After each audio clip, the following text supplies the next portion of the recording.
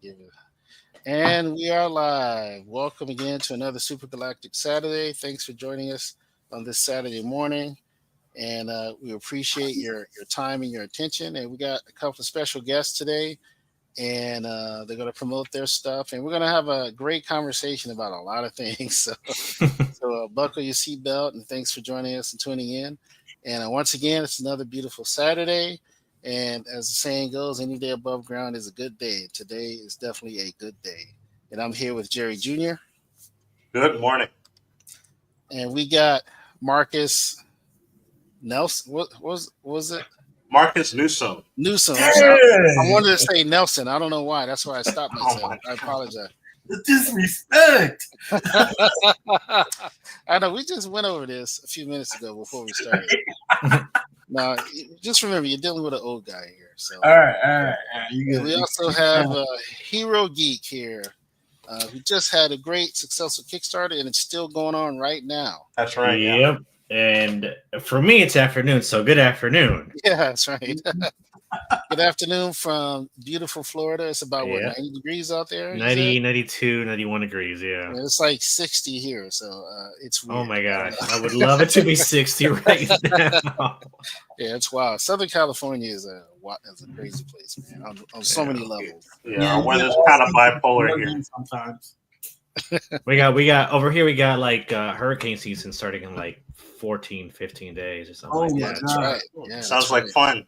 It's going to be so much fun. Yeah, if that's what you define as fun, yeah. Yeah. So, yeah, guys, thanks for joining us today. We appreciate you. Thanks for giving us your time. And Marcus, why don't you go first and tell us about yourself and about your books? Awesome. As mentioned before, my name is Marcus D. Newsom. I'm an animator, comic book artist. My book is about a kid from Compton that was struck by lightning during a football game and was knocked into a coma. In his comatose state, he sees hieroglyphs in the form of graffiti about how the whole world's being mutated due to this unidentified fragment. And he will be given powers to fight this great evil that's going to rise from the shadows and cause chaos throughout the world. Nice. Yeah, we actually talked a bit about your comic, Lightning Strikes. Yeah, we read the first issue. Yeah. Yeah, we reviewed it.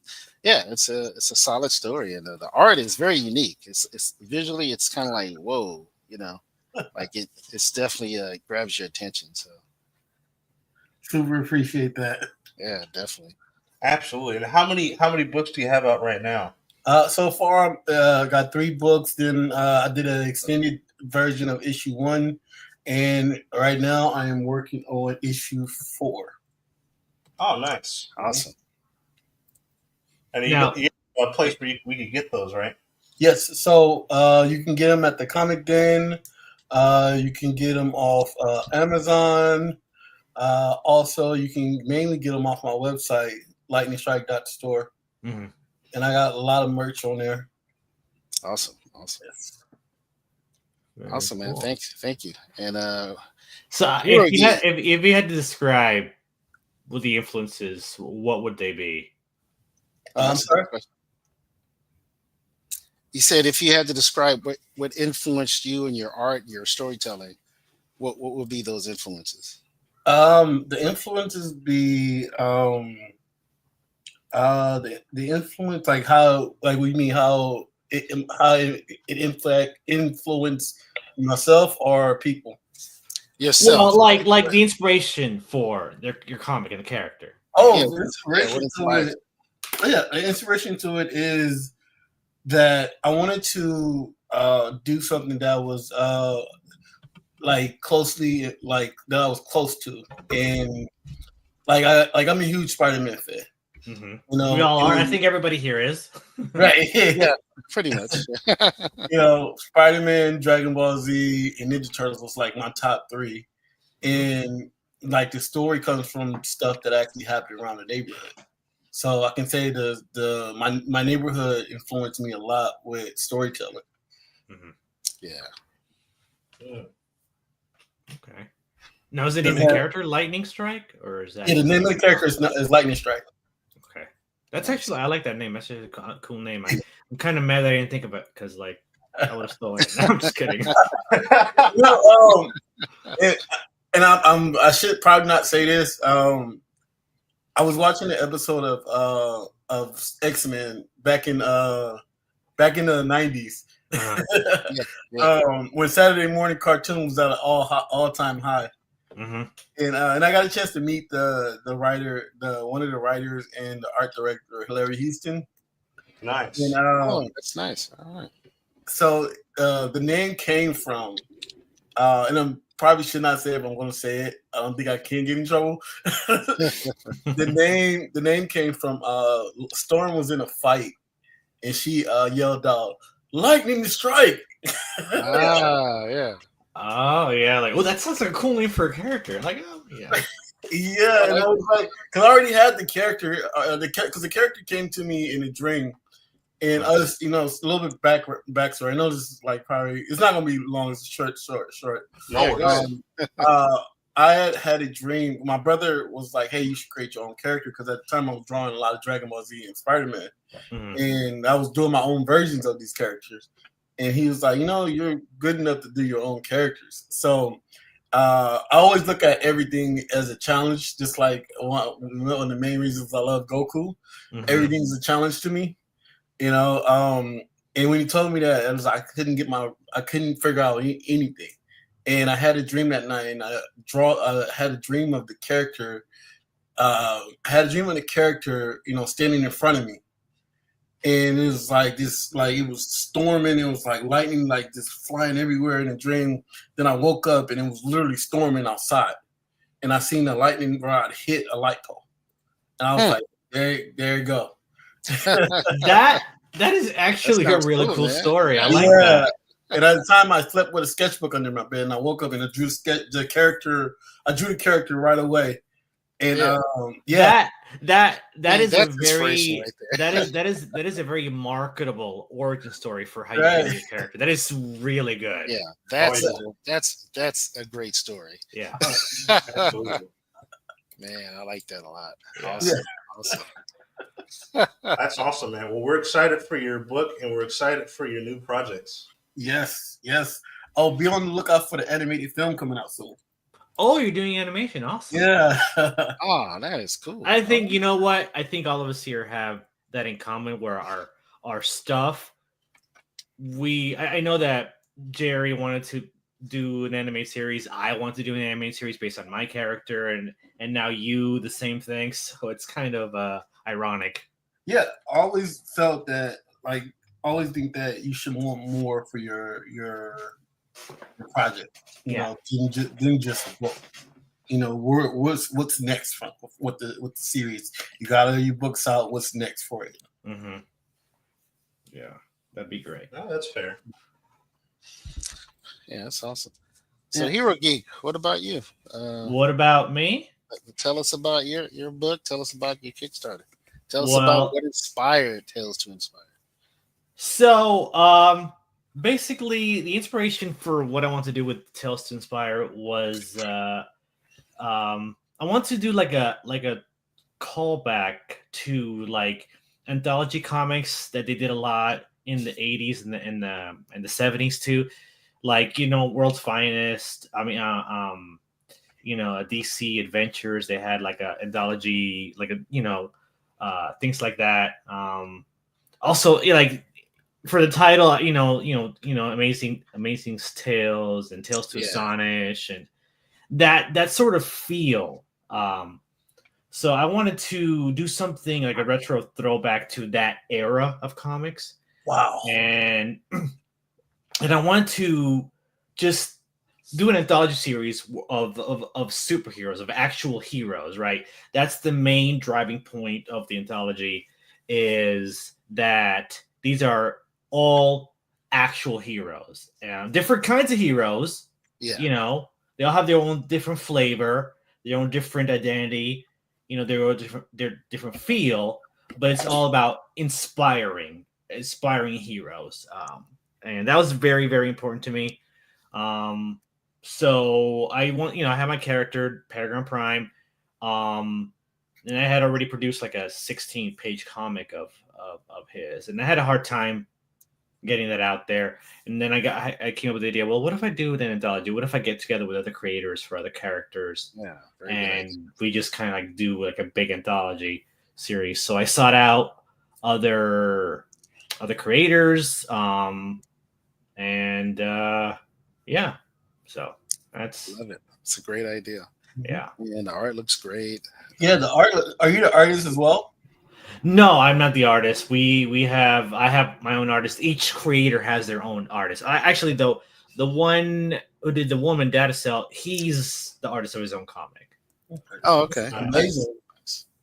Awesome. Yeah. Now, and so each character in each story is illustrated by a separate artist. Mm-hmm. Yeah, that makes sense. You want to capture a different feel. But which character was probably the most challenging to write for? No, I didn't. I only wrote my character, so I don't know. Oh, okay. You know, I see. That's yeah, Paragon Prime, right? Yeah, Paragon. that guy. Yeah, him.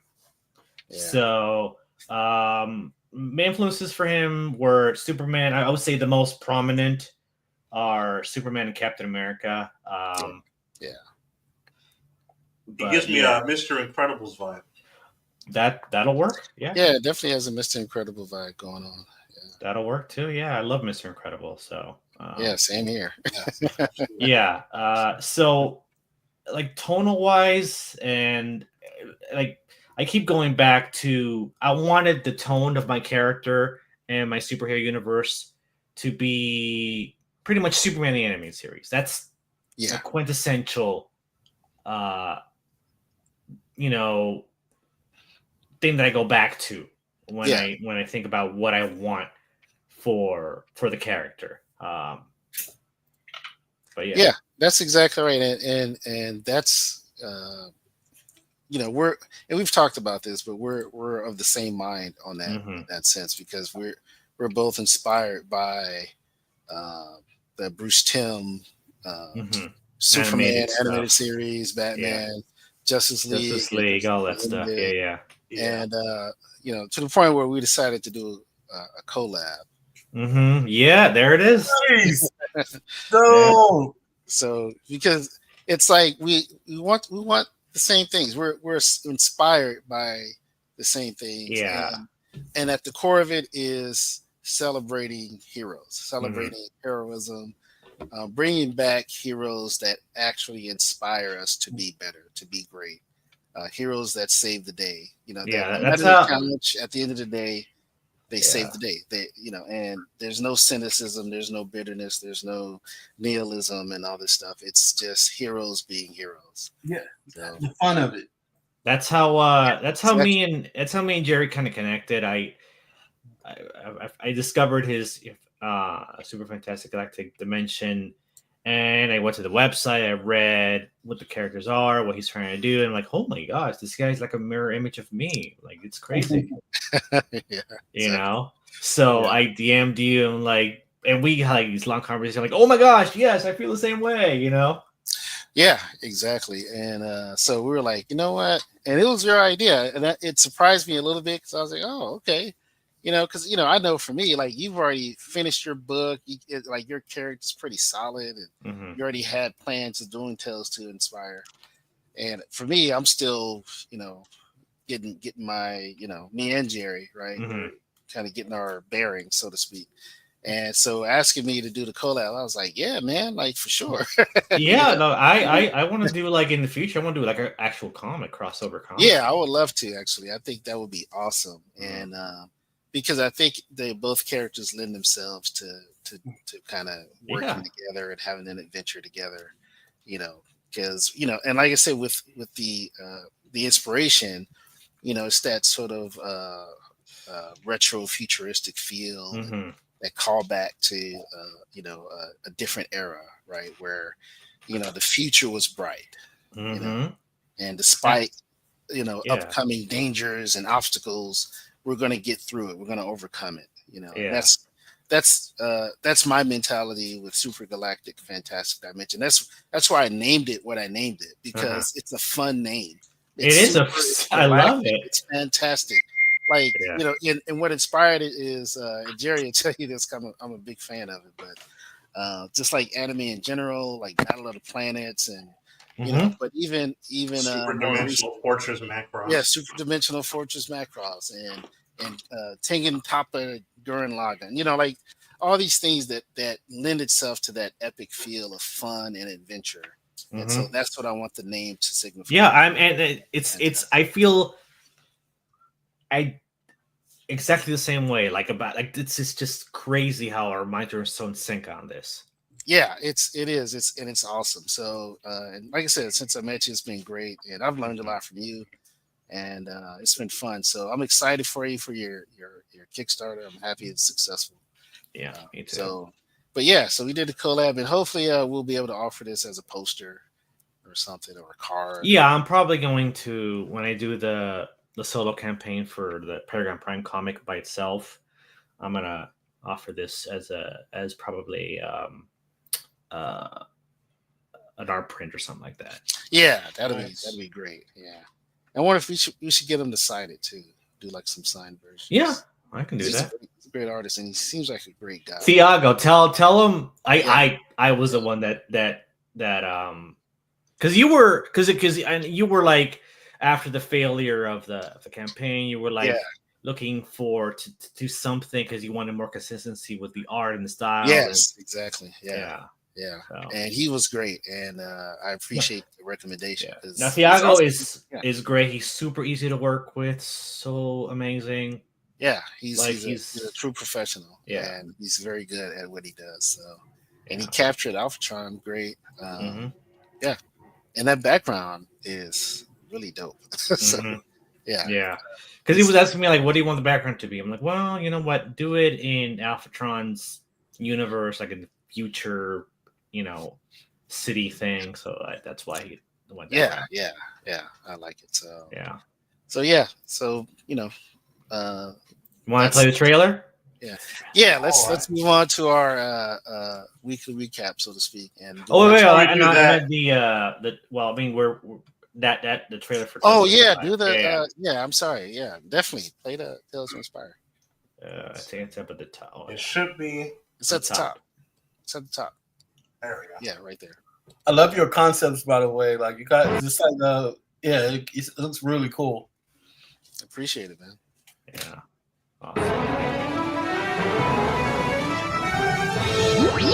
In the vast universe of imagination, where heroes emerge from every corner of creativity, one anthology dares to unite them all. From the pages of a bygone era, the indomitable Rebound, a hero forged from Bronze Age brilliance, fighting to keep hope alive with every leap and bound. The spirit of Tokusatsu lives on.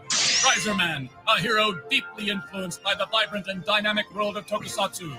With the energetic flair and inventive spirit of classic Japanese superhero shows, Riserman confronts every challenge with unwavering determination. In a city about to enter the cyber age, a lone sentinel stands against the rising tide of corruption. Enter Data Cell, the hero of the cyber age.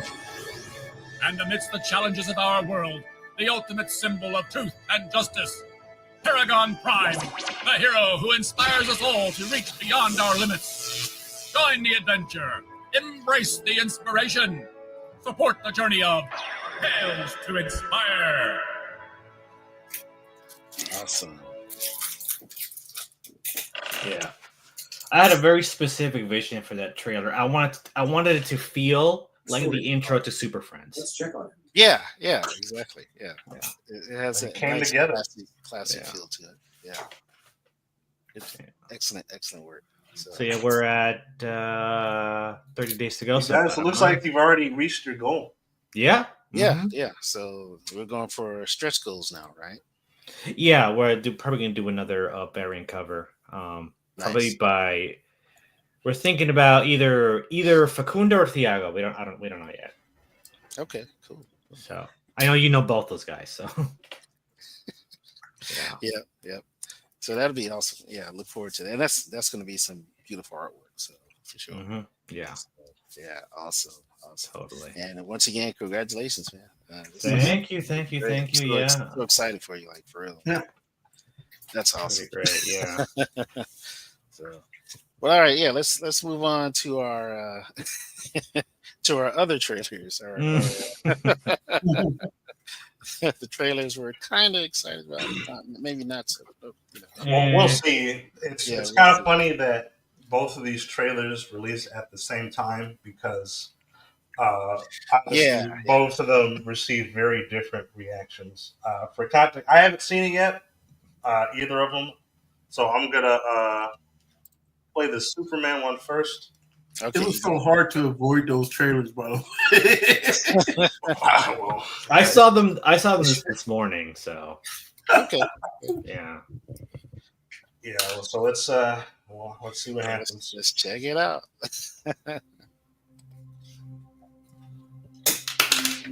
Are you being serious right now? Yeah. You'd let me interview you as Superman. Sure.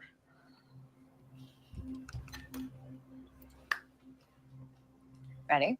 Let's do it, Cronkite. Superman. Miss Lane. Recently, you've come under a lot of fire for I what know, some it's might. a lot of It's fire, a lot. Today, the Secretary of Defense said he was going to look into your actions. That's funny. My actions? I stopped a war. Maybe. Not maybe. I did. In effect, you illegally entered a country. This is how you're gonna be? I'm not the one being interviewed, Superman. Did you consult with the president? No. You seemingly acting as a representative of I the wasn't United States representing will cause anybody more except for me. problems around the world. And doing good. I would question myself in the same situation and consider the consequences. People were going to die.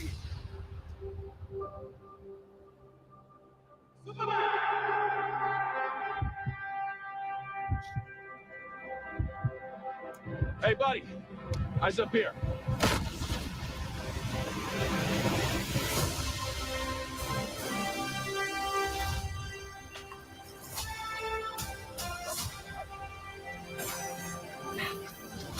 Your choices,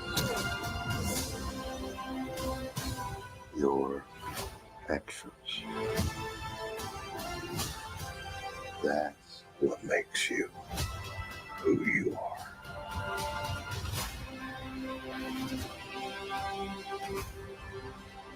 Superman. He's not a man. He's an it. He's somehow become the focal point of the entire world's conversation. I will not accept that. I cleaned your boots. I'll go get them for you.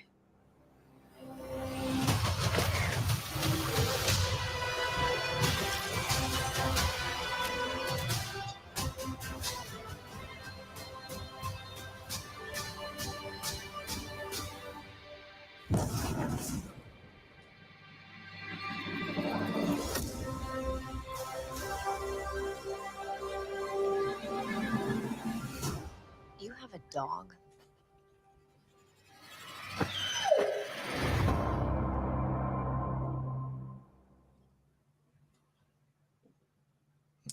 Okay, Wow. that was a trailer. Mm-hmm. And those of you watching, feel free to share your thoughts in the comments. Let us know what you think. Yeah, I liked it. That was cool. I think I think the way they started off with the interview with it was interesting. Yeah, definitely interesting. I think a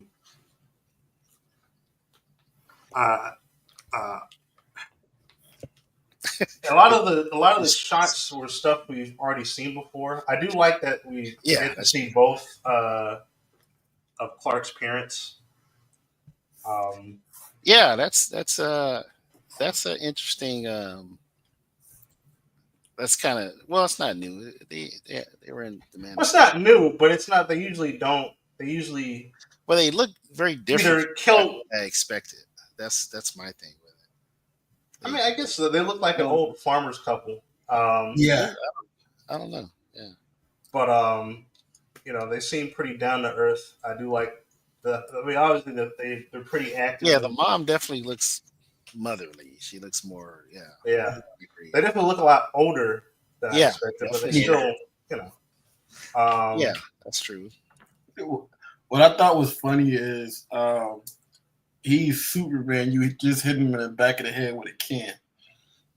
Yeah, exactly. Oh, it's kind of interesting because I noticed that, and I'm thinking like, okay, this guy knows Superman can end him.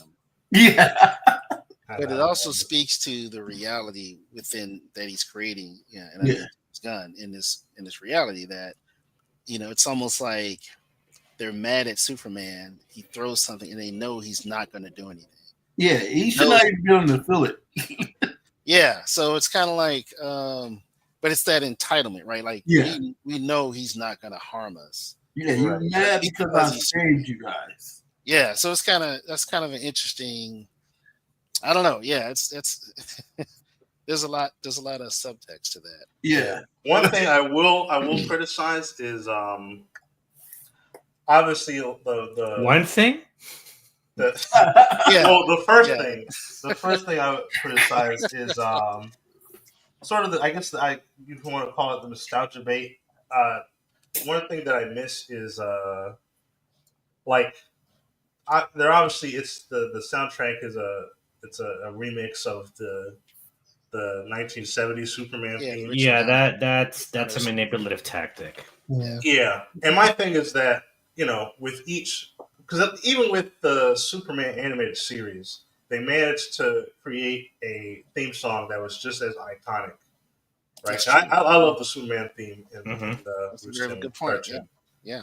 That's the song that I think of outside of the original score. That's part of my criticisms with not just this one, but even Man of Steel, is the complete ignoring of the Bruce Timm, the DC AU, right? And not even like pulling from that in any meaningful way to influence these stories and the portrayal of Superman. And it's like here we have another portrayal, and while the color palette is, in my opinion, better than Man. Yeah, I agree with that. It's far more brighter, lighter.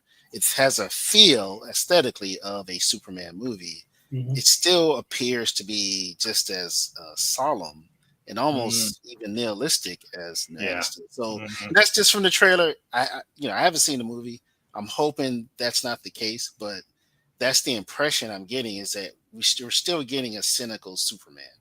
We're not getting a Superman that's filled with hope, that is here to inspire Earth to be better, right? That has sort of this calling, given to him by his father, by Jor-El, and even by his Earth father, that you're here for a reason. You're here to do more than just be strong and play, like in the Richard Donner version, it's like you're not here to kick a football, right? You're here for something much greater. Yeah, that's clear.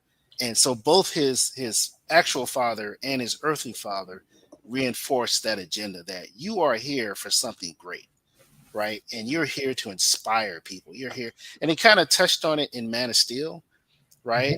With Jor-El, and that's one thing I can appreciate about it, at least that they did touch on it, that you're here for something bigger, right?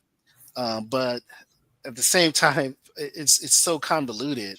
And speaking of the Man of Steel version, it's very convoluted though, with Superman, the Man of Steel, and then Batman versus Superman, where it's like, okay, he's here for this great purpose, but then he's like down in the dumps and depressed and cynical, and it's like, which one is it? So here I'm getting a similar impression from the visuals, that especially that opening scene with Lois. I don't like that. I don't like being kind of whiny and. Oh my gosh! Okay, I'm glad you brought that up, because that's one of my many many problems that I have with. Yeah, I don't like that. It's so, what it reminded me of? You guys seen The Incredibles, right? Yeah. where the guy sued Mr. Incredible because he saved Oh, his life. right. Yeah, exactly. Yeah. So That's him throwing the right, exactly. That's right. It's like this So let's- You ruined a perfectly good death. let's start with the depiction of Clark Kent Superman. Right. That wasn't Superman. He was insecure. He was a man child. He wasn't reserved. He wasn't mature. He wasn't stoic, composed. Yeah. Like he flew off the handle. Like Superman doesn't do that. Wow. Right. Okay. He doesn't do that, which is, just a red flag. That especially over news articles. Yeah. Now, I remember I watched the video where someone was comparing that scene in the trailer to a similar scene in Justice League where Lois Lane was interviewing Superman. It was similar types of questions. Yeah. And the animated series Superman, he gave his answers in a really confident, reserved, mature, exactly manner. Yeah. I mean, he never broke out his he character. can get a little annoyed, maybe sigh a little, cross his arms, but he never just loses it like that. Like this isn't super. I mean, that felt more something like Spider-Man would do, which is fine for Spider-Man. Agree. That's fine for Spider-Man, but not for Superman. Yeah, I agree with that. Yeah. So that's the fact of the matter is, I don't trust James Gunn with this character. I don't at all. And nothing in his past work, nothing that he said before. He said that he doesn't really like Superman because he doesn't relate to him. Right? Exactly. Why do the movie? Like every project that James Gunn has been a part of is this meta commentary on superheroes, like making fun of them, like Peacemaker and Guardians of the Galaxy and Brightburn and the movie Super he did back in the the Creature Commandos thing. So and a lot of it is very the Suicide Squad movie. A lot of it is really Jerry knows how I feel about R-rated kind of superhero stuff. So he does a lot of that. He's done a lot of that. Yeah. So I don't trust him to give us a definitive, iconic, real version of Superman. And this trailer only reinforced that feeling within me. It did not. Well, I agree about James Gunn's previous work being a lot more, I guess, sarcastic to sum everything up. I will defend Guardians of the Galaxy only because no, don't get me wrong, I like the Guardians movies, I do, but the thing is though, the characters in those movies played to his strengths as a filmmaker, as a storyteller. Right. Yeah. That's exactly right. That's the distinction to make. Is there's certain properties and certain types of characters and stories that fall in line with James Gunn, right? And his approach to storytelling. And Guardians of the Galaxy is really a classic example of that. And even Suicide Squad, I'll even give him that. And what was the other one? Suicide Squad, and he did the series. Peacemaker. Yeah. Like all that falls in line with his brand of storytelling, his brand of humor. There's a bit of snarkiness and cynicism and tongue in cheek, and that's fine. I don't have any issues, with that in regards to his style.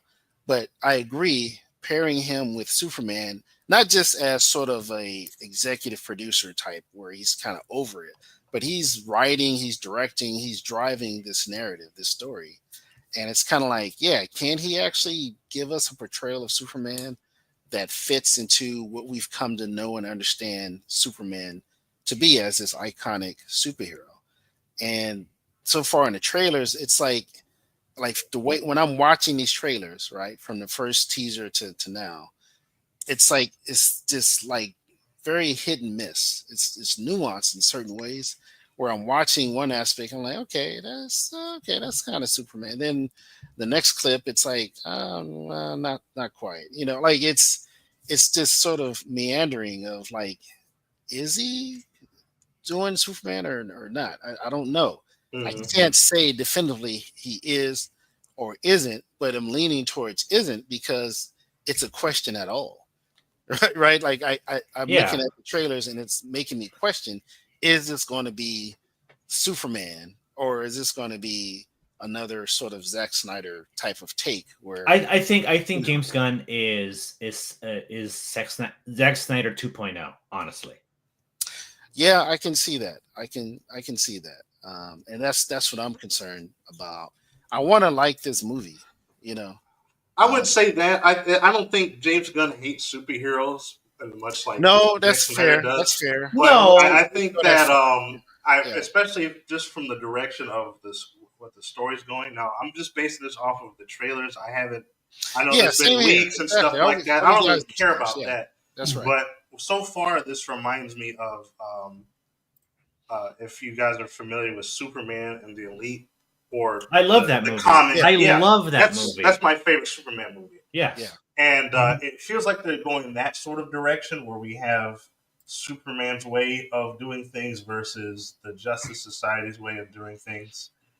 And although that's another complaint I have is that we Oh still yeah. don't really get much of character. We don't really get any. We haven't gotten any characterization from the Justice Society.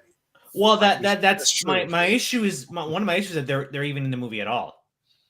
Yeah. Yeah. Like, It's that's what I wonder too.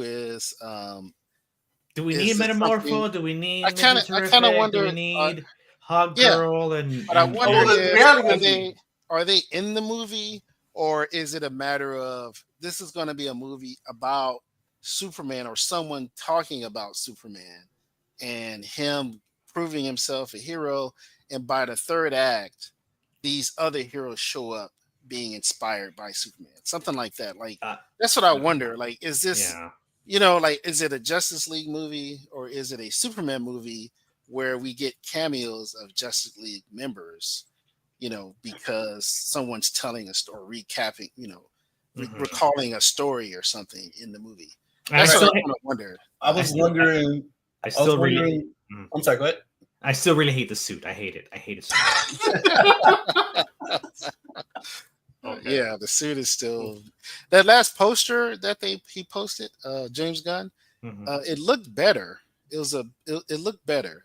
I was like, okay, this actually looks decent. Like his suit didn't look too bad. Like it was actually looked like it was fitting, but I don't know. It was the poster I was done well. I'll Yeah. put The it that suit way. itself doesn't bother me, but it does look like it feels like it's compensating for the, I guess, lack of body bands. I don't know how else to say it. Yeah, Like, I Like don't the know. suit looks buff, he doesn't look. Does or that make sense? the problem is in the trailer. So it looks like some kind of weird bodysuit armor Yeah, thing. right. If it's supposed to protect him, then why in the trailer does it look burned? Does it Yeah, look it's all beat up. And damaged? yeah, Right? Like right. that doesn't make sense. Like, Yeah, that's the I thing. I don't get don't. I it. don't get I don't the. get it. Like I said, you got. I guess you got to see the movie because I'm like, Mhm. yeah, who is he fighting? That's that pot. Is it Doomsday? That's kind of soon, right? Is it Brainiac? Perhaps it could be Brainiac that could cause that much damage. Is But it by the way, Darkseid? that's another You one know, of my complaints. Like Lex Luthor again. I mean, can we have Brainiac? Can we have yeah, yeah. Metallo? Can we And, have and not only that, but once again, we get a very young Lex Luthor. Like he looks like he's 20. And Mhm. I'm like, why are we dealing with this young, obviously pretentious, you know, like I want a much like you look at once again, Justice League Unlimited, Superman animated series. We get a Lex Luthor that is mature, Mhm. that is well rounded. He's experienced, he's a businessman, he's accomplished. He's already reached the pinnacle of what you can be in this world, right? And then Superman arrives and he's like, "Oh, there's more. I can be Superman," and that's kind of what drives him is to either control Superman or destroy him or be Superman himself, right? Mhm. And it's kind of like, but I'm looking at these actors, even in Batman vs Superman, right? It's like they got these young pretentious guys, and I'm like, he's not a villain. He's just annoying. You know what I I mean? mean, Like that's true. I that's think it's not a also villain. important to keep in mind that we sort of live in an age of young, pretentious guys who are I know, but I multi-millionaires don't and care. stuff like that. I know, don't but care. I know you don't care, but that's the reality. Is that Yeah, but we're not talking they're about reality. making We're talking about storytelling, where there has to be a level of believability and palpability, right? We got to be able to what? Well, see people that. nowadays will believe that there's a young Lex Luthor. Is what I'm saying. No, we're not. It's all it is them poking fun or being tongue in cheek at a Mark Zuckerberg type, or How? because that's why they're doing it. It represents Mark Zuckerberg or someone like Oh, you mean except Mark just like you Zuckerberg? just Okay. said. It's a contemporary version of a young millionaire or billionaire, and it's like I don't care about that. I just want a good story. I want Have you Lex got? Why don't how we he's don't been care about that? portrayed But that's throughout the what's years. I know that, but that's my point. Stop doing that. Have you guys? Have you doesn't guys work. heard? Have you guys heard the trailers that there's like Lex Luthor has mutant monkeys that super mutant monkeys that are like discrediting Superman on the internet or something like that as a subplot in the movie, Yeah, I heard something about right? that. That I don't know. sounds I don't know what really you're talking weird. about. Yeah, it Yeah. does. Yeah, I don't know. I don't What about like monkeys? What? It has something to do with him being slandered on social media. Oh, okay. Like I'm not. people are, and he's being canceled, all this kind of stuff. Oh, okay. Um, Yeah, I'm not worried about that. Also, One thing- a Everyone change. gets canceled on social media. A change also is like the Kents no longer have a farm; they have a trailer. Are you What? serious? Yeah, I don't know. It yeah. it did I look hope kind of not. weird. Yeah, the back when That's they were kinda- yeah, that's with kinda his weird. dad. Yeah, there's no Kent farm. Why? I don't know because James Gunn grew up in a trailer park. I don't know. Right, but this isn't about. Okay, all right. Yeah. Yeah, I don't know. That'd be interesting to find out. Marcus, you were going to say something, and then Yeah, I go wanted ahead, to Marcus. read the comment. Yeah, I was gonna say you got a comment. One thing that I thought was confusing, like, does Lois knows that he's Superman? I guess so. I mean, I think it in looks the like that, beginning yeah. it implied looks that, like it. yeah. Yeah, it looks like she does. Yeah. Yeah, because she's asking him a question and he's interviewing as Superman. Yeah. Or like kind of role playing. Well, and that's no. a good question. That's a good question. Does she know, or is it just a role playing? Yeah. That's a good question. That's a good point, actually. Okay. I mean, I'm assuming that she already knows that Clark Kent's Superman. I mean, I'm It could assuming be, that. or it could be she doesn't know, and he's just, role playing. But the irony is he really is Superman, which is why he's getting emotional because he's like, I can't tell her I am, but she's maybe, like, but that would make sense based off of everything we've seen so far in the trailer. Maybe, yeah. That's. I mean, well, it could be she finds out throughout, in the movie throughout the course of the story. I just think that James Gunn's never directed a movie with any kind of genuine earnestness, any kind of his brand is irreverence. He undercuts, he mocks, he deconstructs, he doesn't. I don't know. I just don't. I don't see it. That's undeniable. So then the question though is he able to detach from that? So I don't think the issue is that he's not earnest. I think the main issue is that if you notice that all of the superheroes he's done so far aren't really superheroes. They're either vigilantes or anti-heroes, right? Or misfits like the Suicide Squad. Right. They're not straight cut superheroes. They're not straight No, up you're heroes. right. Yeah. You're right. That's an excellent point. So I think that's the main difference. Yeah, but that's also the concern, right? I get that. That's why the concern. I'm just saying. Gonna try and make Superman into this anti-hero. Also, in the scene where he says, "Hey, buddy, eyes up here," or something like that. That delivery didn't scream Superman to me. It screamed. You know what it screamed to me? Shazam from the movies. Yeah, it does. It does have that notion. Yeah. He doesn't. He doesn't. Zachary Levi. It's Zachary Levi Superman. Yeah. Yeah. Yeah, I understand if they're trying to monetize him, like kind of make him current. Who is Superman today in today's world? Right. Like a young, today Superman. Yeah, but this isn't Superboy. This is Superman. Right? Yeah, if they want to do a Superboy movie, yeah, fine. He can act a little like that. That's not a problem. But I agree. Yeah, that's a good point, though. It could be an attempt to make him appear more And I think the whole portrayal throughout the trailers is that it's making him appear to be more relevant in some way, or him I just it was off to me. The contemporary, characterization, I I, guess. yeah, I agree with you. it Yeah. was So off. go ahead. And, you want to read the comment, Jerry? Yeah, so Go Home 71 says, it wasn't that bad. My question to you is, what is the definition of a superhero to you? Okay. You want to go first, Hero Geek? Now you go first. I want to see what you say. Okay. For me, the definition of a superhero is I always point to two characters, Spider-Man and Superman. hmm And Spider-Man because he was probably the first superhero that I, was exposed to as a kid. That I actually read his comic. He was my first comic, and he was this selfless hero. And he was a young man trying to be a hero and be responsible with the power he was given, right? That he acquired, right? And then two, Superman, and the way he's been portrayed throughout the years since I was a kid. We're talking the '70s here, super Friends and all that kind of stuff. And he's always been a hero that knows what to do and does it when it needs to be done. And so a hero for me is someone that you aspire to be and someone that you're inspired by. And to me, Superman and Spider-Man, respectively, they represent that wholeheartedly in their classic portrayals hmm as I was growing They're up. iconic. Yeah, They're yeah. definitely iconic. Exactly. And there can be variations on the iconography of the character, Of but course. Yeah. something in the core of the characters has to remain. And in all my favorite versions of Spider-Man and all my favorite versions of Superman, that course remained from the Christopher Yes. Reeve to the animated series to Yes. even some, to the Lois and Clark show to even Smallville. All those have a consistency with what makes the character Superman, Superman, right? And lately, I haven't felt that. I definitely didn't feel that with the James Gunn, with the Zack Snyder version, like not Yeah. even close. And Right. this version too, also, I'm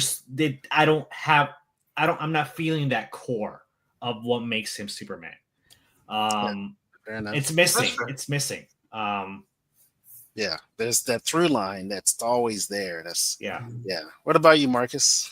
Well, always what got me into like the whole it was cartoons and like Spider-Man and like Mhm. Superman and as I mentioned before like these my favorite shows and stuff. It pretty much raised me as a man, like doing the right thing, justice, no matter what, the priority is keeping everybody safe. Yeah. Yeah. Yeah. That's right. So when you see a hero like doing, that's supposed to be justice and want to keep everybody safe, is being like, that's not, portraying that it's, because they're role models. Mhm. Right. Yeah. You see that and you want to imitate that. You want to, use that to inspire, to look up to, look to work towards. Yeah. That's my definition of a superhero, and what you should strive for. Yeah. I agree. What about you, Rocket Brown? I mean, it's pretty similar to yours. I think a lot of in the modern times, people have attempted to sort of bring superheroes down to our level, but that defeats the point of a superhero, right? It makes sense if it's like an action hero, right? Yeah. Like Arnold Schwarzenegger, Bruce Willis type, where they're just ordinary people. But even with them, right, or even Rocky, there's still an aspirational Right. aspect to them, They're exceptional people. Yeah. right? And they're exceptional in spite of their faults.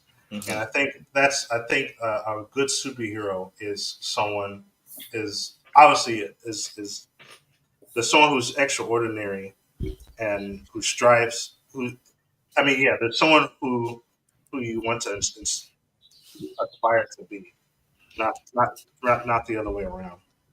Right, and that's an excellent point you bring up. Is there has just been a move to humanize, and ground these characters, especially characters like Superman, And where there's but nothing make wrong them with that, but not inherently. It's not just like, inherently. but it's under the It's done presumption. under the assumption that they haven't already been Well, humanized, that's what I was or going to that say. it's a problem. Exactly, I was about to say that it's under that presumption that Yeah. that's already happened, right? We already Yeah. see Mhm. Clark Kent. We already understand he was raised on a farm. He had human parents. He had the human experience. He went to school, high school. He had crushes and all this. He had bullies. It's like he's already been humanized, right? That's the Yeah. entire point. Is he's an alien that comes to Earth, and because he looks human, he can blend in and be treated as a human.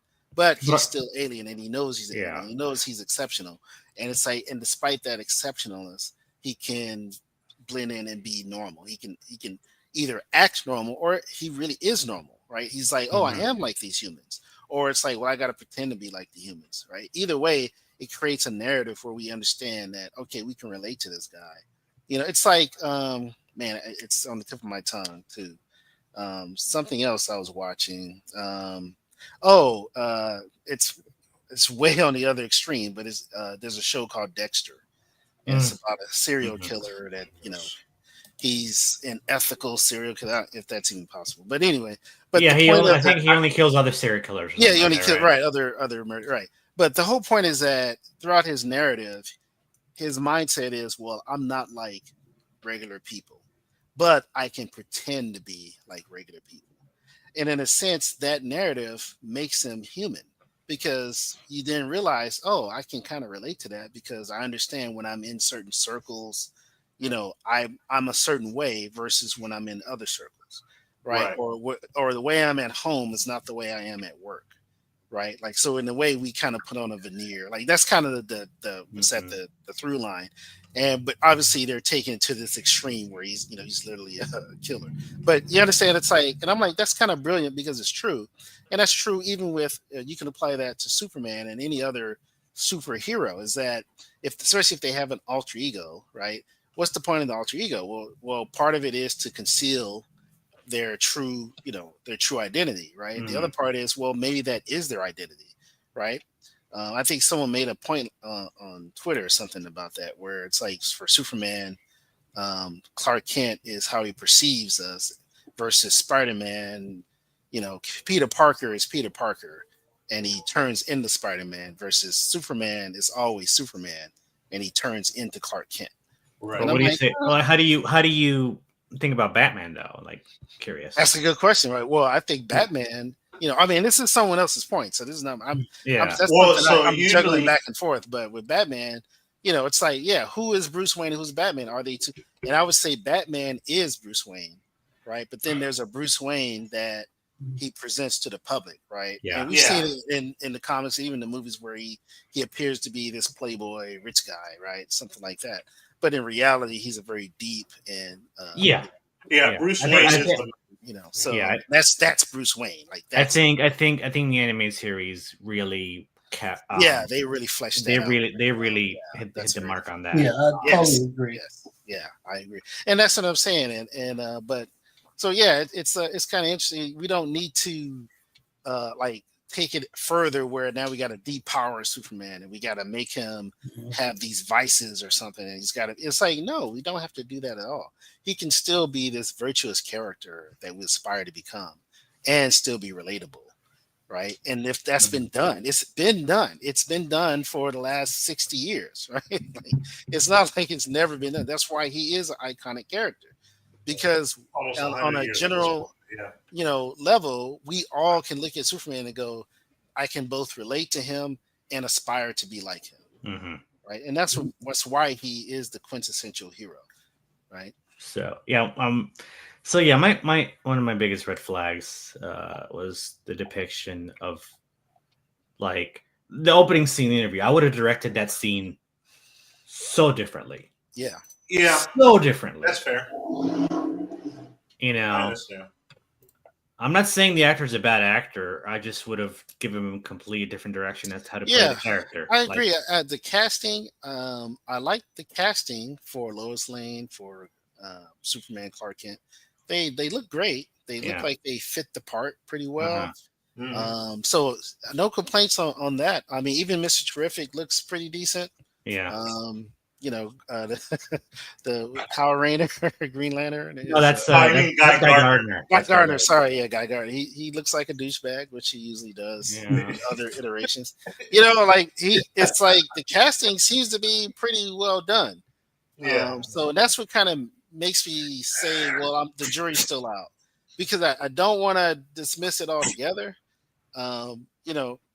Because once again, these are just trailers. Like, we haven't gotten a full scene or something where we can like really judge, I guess. But so far, like I said, the fact that the question is there is what gives me pause. You know me. My default state is it's gonna suck. Yeah, and then if I'm proven wrong later, guilty until proven innocent. Yeah, exactly. That's honestly, that's how I've had to become. That's a better feeling to know. Oh, I was wrong. It's actually really good, right? Like, that would be nice. Fair. I would love that. Yeah. So we'll see what happnot and let us know what you guys think of the trailer. Yeah, and, tell us. Are you excited? I'm not gonna watch it in theaters. If I get an overwhelming amount of people that I trust and I know saying it's really, really good, then I might watch it. But I'm not gonna go to theater. I'm gonna wait till it goes on streaming. I'm with you on that. For most things that are coming out, I'm kind of like I'll wait for it to get on streaming. It has to be pretty unanimous from people that know me. Yeah. That's fair. Well, Hero Geek, if there's one movie that I feel the same way you feel about Superman, it's definitely this next trailer. But I could be proven wrong. We'll see what happens. Wow. Good. So this is the trailer for Ironheart on Disney Plus. I almost threw up in my mouth. I wonder, is this like a series or is it like just a movie? I think it's a series. Six episodes. 6 episodes. Oh, okay. Yeah. Gotcha. Yeah. It was definitely a series. Yeah. Okay. Let's check it out.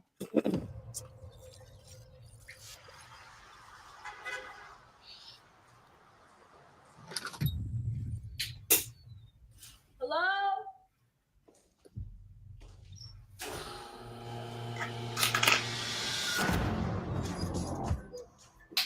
For real?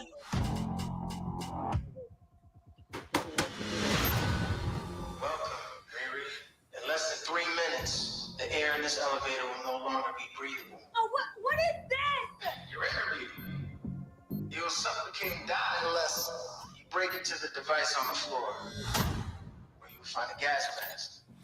Good luck. Screw this.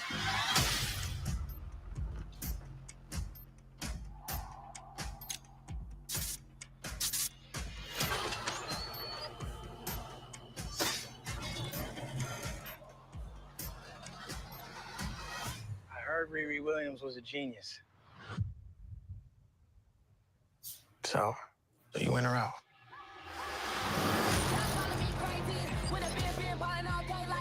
Riri, I see you. I see you're fed up, waiting to be acknowledged for your greatness. You are not the first genius at MIT.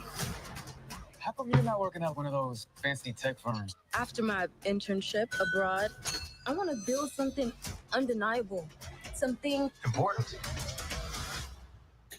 iconic. It's a brand new I can give you the tools to help you carry out your vision. But anyone who's ever accomplished anything iconic in life has had to do some questionable things to get it done. What will you do, Riri? You've bitten off a hell of a lot more than you can chew. I could chew a lot.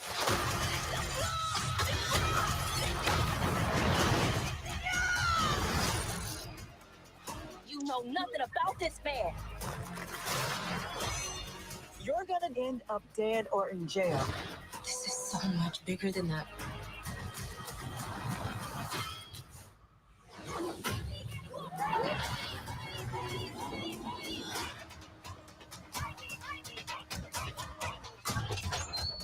is wild. A shady bunker. My bunker's not shady. Would a shady bunker have that on the wall? It's literally above a crate of self-guided missiles. I'm returning those.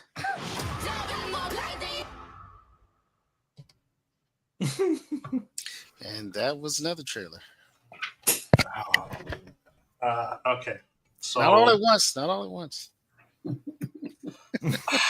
all right. So a few things. God, where do I start?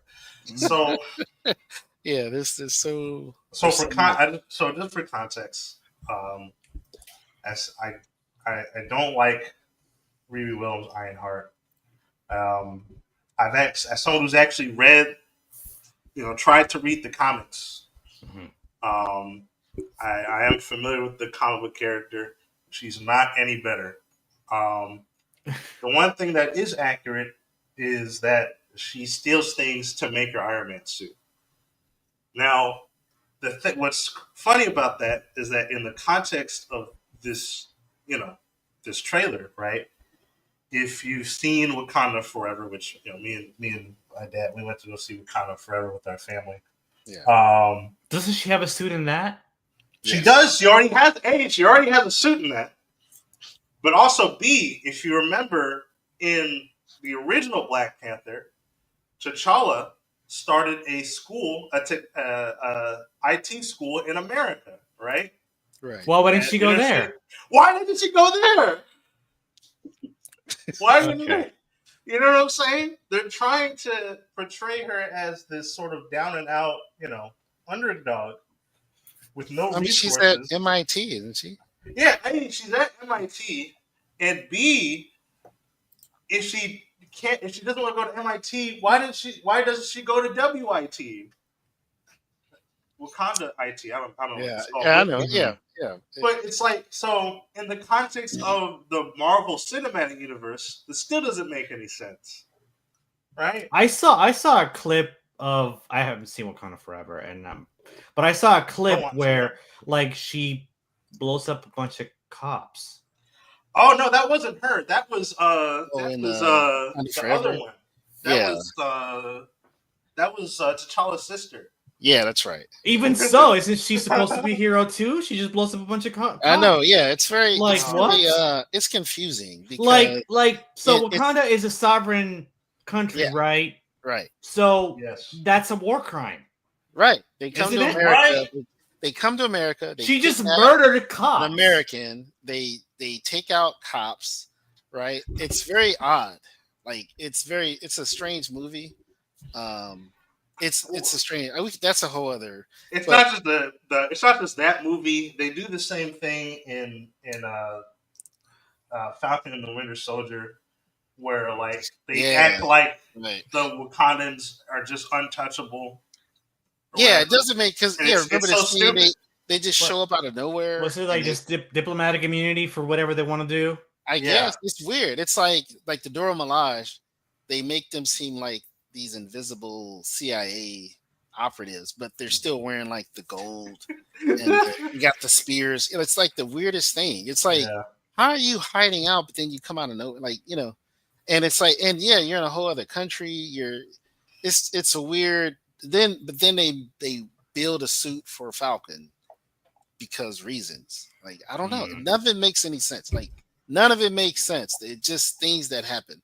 And here, it's kind of feels like the same. Although the impression I get from the trailer is that she trusts this guy who has money to help her. I think that's the cloak or the cape or the cowl. Like this. He's supposed to be a villain. Yeah, and this is what's strange, right? She's supposed to be a genius. She's supposed to be, her greatness, blah blah blah, as we hear in the trailer. But then she's deceived by this guy. That's the impression I'm getting, and finds out he's actually a villain. So that's kind of interesting. Where's the thing? She knows that they're thieves, right? Because they're going around. Right, that's right. She knows he's stealing money. Well, this is. I mean, if you know, and I know a little bit about Riri. I've seen a bunch of videos back in the day about her. If you know anything about her, she's just selfish. She doesn't care. She is literally in the first issue, right? Like when she's a little girl and she's in class, and she's like, I'm going to be a scientist. And the teacher's like, that's great. It's like, that's Oh great. yeah, Yeah, that's yeah. great. You're It's not like, no, supposed to say that. You're you're supposed to supposed tell to me tell me I I can't do can't it. do it. Yeah. And you're like, And it's what? like, what? Yeah, she bullies the teacher into telling her that she's not gonna make it. Like it's weird. Yeah, so she can have motivation to Yeah. do exactly what the Yeah, teacher everything's said, done which is out of you can do spite. whatever you want. And that's kind Yeah, of my it's issue yeah, it's weird. Yeah. with a Well, lot of I the don't mind it. I don't mind it being. It's like, but why are you creating a false spite? Why not create an actual adversary that's telling you you can't do this, and I'm going Right. to stop you from doing it, and then you have to overcome that.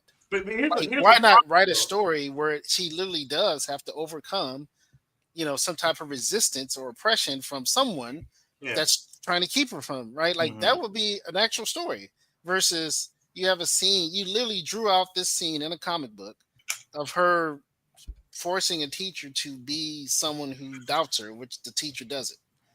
Right? The teacher doesn't want it. The teacher's like, you can do whatever you want. You're smart. Mhm. And she doesn't like that. It's like, what? Why are we It's wasting panels on this? yeah, and it's not like it's it's- something that's a part of her character Yeah. arc. We're just supposed to accept Yeah, the it doesn't fact make that sense. It's It's like she so- doesn't grow out of it. You know what why I'm are saying? why are we trying to not make her a hero? That's what I don't understand. Like, why is it that she can't have some type of adversary, right? Whether it's, let's say it's another genius student or something, right? Or maybe it is an instructor who's bitter for some reason, like in Sliders. I always love this dynamic in the first two seasons with the professor, and I don't know if you're familiar with Sliders, but it was A little show bit. on Fox, and it was about this kid, this student, college student, that creates a machine that can take you to parallel worlds, right? And the professors, he spent his whole career working on this theory of parallel Earths, right? And the student, by accident, because he was trying to do a different kind of machine, accidentally creates a machine that takes you to parallel Earths, right? Because he's just very smart, right? But he's also very kind of grounded, right? Yeah. And so the professor, he tells the professor, because they have this mentor-mentee relationship, and the professor is kind of secretly bitter, right? Mhm. And over the course of the series, the first two seasons especially, it comes out, right? He starts kind of fussing at him and being angry, being short with him. Like, what's your problem, right? And you realize, yeah, he is jealous, right? Because he's like, an adult. He's completely had his whole career. It's all gone. He's a professor now I think it was a community college on top of that, right? And here's this kid who's barely, lived his life, and he's already accomplished like this great thing, and it was a great contrast, right? And it's like, but they, they didn't end up being enemies. They became friends. They resolved it. But it's like, that's a story where that could have went either way, right? Right. And it's like, why not do that with Riri Williams, where, okay, she's brilliant, Right. she's smart, no problem, right? And then create a dynamic where her brilliance, maybe it's not enough, right? Like, maybe it's like, yeah, I'm smart, but I need to learn to, connect with people. Like that was kind of Tony Stark's thing, right? He was brilliant, Right. And but because it's of his funny, family dynamic, he yeah. failed to really connect on a personal until the cave. Now right? I'm glad you mentioned Tony Stark because, well, first of all, like, she's a genius and everything, but she's just doing everything Tony Stark did. Tony Stark already made the Iron Man suit. Like, why is she doing the same thing? Like, Right. why don't you make her exactly. do something else? Why does Yes. it have to be Like, an, I don't an know, why Iron not Man suit? a giant robot? Why not a transformer? I don't know, like Something yeah. That's different. Like maybe Different. she builds on the technology, but because it they becomes, wanted to replace I don't know. Iron Man. But that's, Yeah, I know, true. but it doesn't make sense. You don't have to. I know it doesn't replace Iron make Man. sense, We but have that's War their Machine. goal. We have War I mean- Machine to replace Iron Man. Like, you Yeah. don't have to. It doesn't. It's like, No, I'm not. I wanted agree, to but like that's this the mentality. character, but it's like you're making her more and more unlikable because nothing she does. Yeah, I makes sense. know Nothing's from the making sense. I know from the comics that she's a sociopath, she's psychotic, she's narcissistic, she's borderline a villain and not really a hero.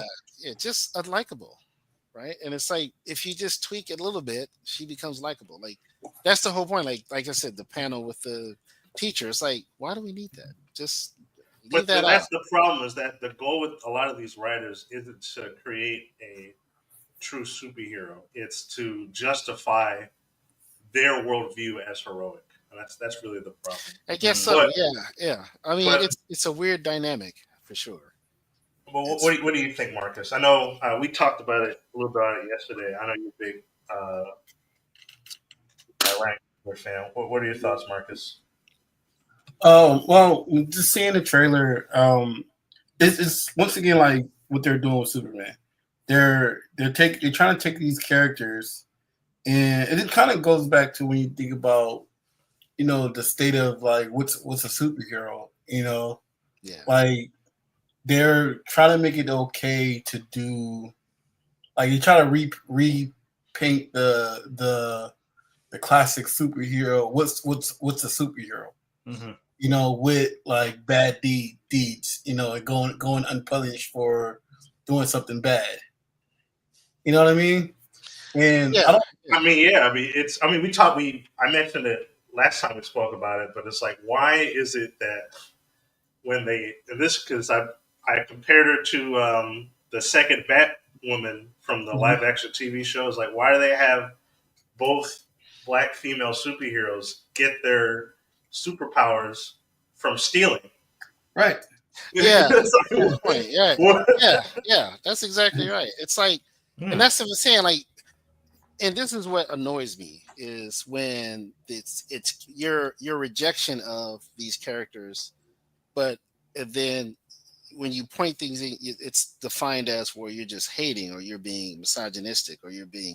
And it's like, well, Racist or no, whatever, yeah. we're just trying to make sense out of it, Yeah. and it creates frustration because it's like, well, yeah, but like you said, like Spider-Man didn't become Spider-Man by stealing, right? Spider-Man became Spider-Man by accident, right? The spider Right. bit him. He was somewhere in the lab and it bit him, and he got these powers. And then he made his suit, right? Then he invented the web slingers, right? Yeah, but and then he went to wrestling match to make money, and then got, right. But that taught him a lesson, though. But right, that's my point. But he failed to stop a criminal that eventually murdered his uncle, and that was the lesson, though, right? Was that with great power comes great responsibility. So he was pretentious before, right? Because he's like, oh, I don't need to do that. I'm just here to make money, and then he learns a hard lesson that shapes him for the rest of his career as a superhero. Yeah. Because what's the lesson in this is, in order to do great things, you got to do questionable things. That's a terrible lesson.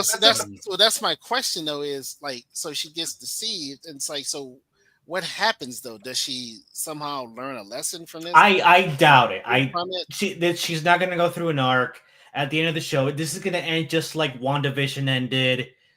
Exactly. I haven't seen WandaVision. Yeah, I saw it, and it's saying it was very fresh. It's like you go through all that, and at first it's very captivating, right? Because you have the whole hearkening to the classic TV shows and black and white, and and you're like, okay, yeah, this is interesting. All right, and it had some interesting dynamics. And then you get to the end, right, where it all kind of comes to a head, and we get. Yeah, they just don't understand you, and she flies. She enslaved. she mentally enslaved. She enslaved an entire town of people mentally, and not only that, but like they admitted in the show that it was painful. It hurt them. Right. Like they weren't like taken care of. They weren't nourished. They weren't like they couldn't see their loved ones. Some of them were like they couldn't see their family.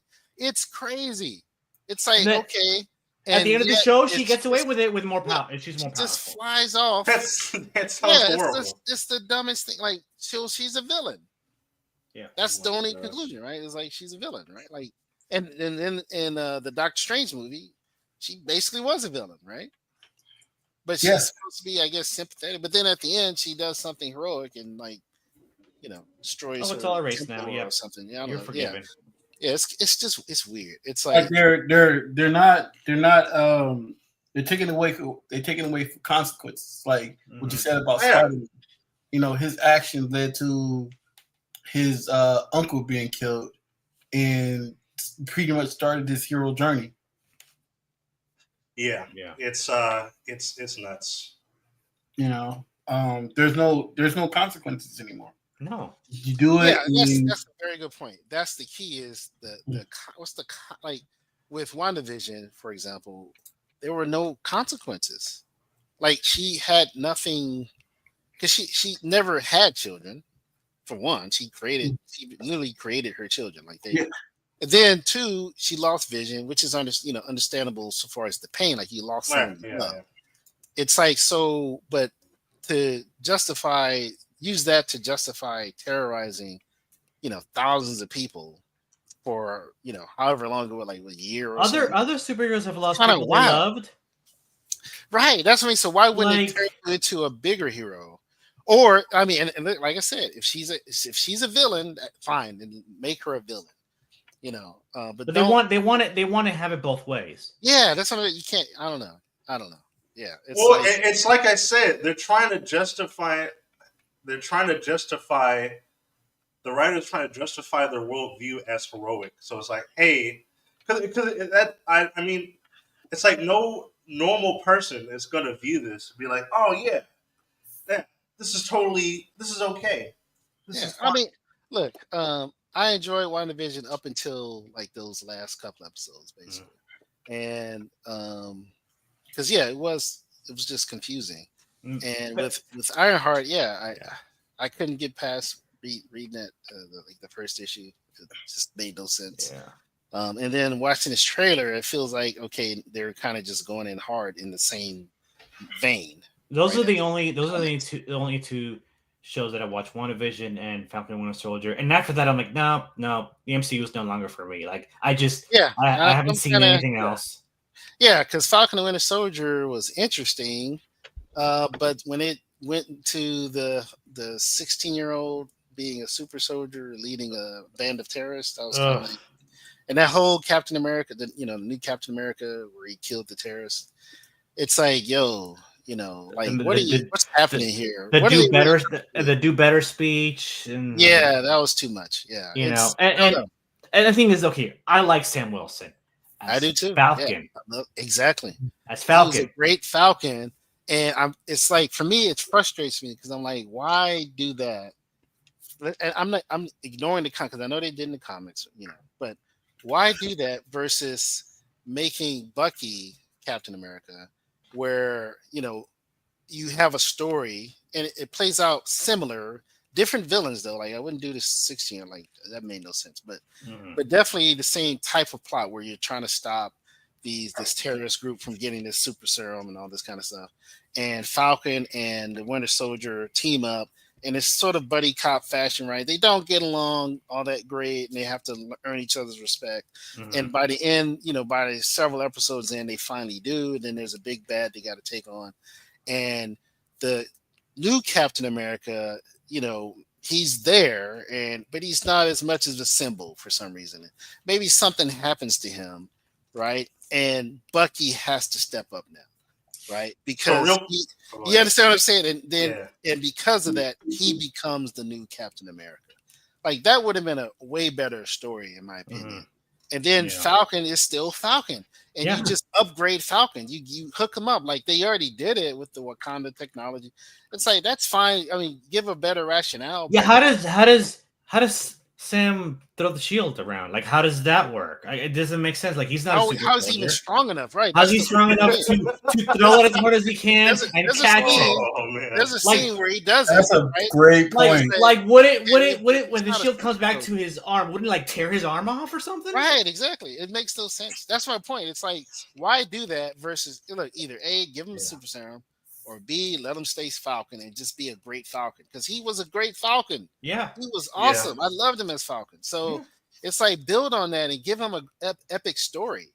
And then Brave New World, which I'm not. I mean, he just the actor just ruined him. Yeah, I didn't watch that movie. Yeah, I haven't watched that one yet, so I'm not sure.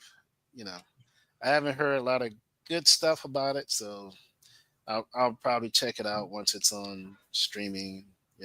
Yeah, I'm not gonna bother, but real quick though, I want because we have another question I want to answer. Yeah, go ahead.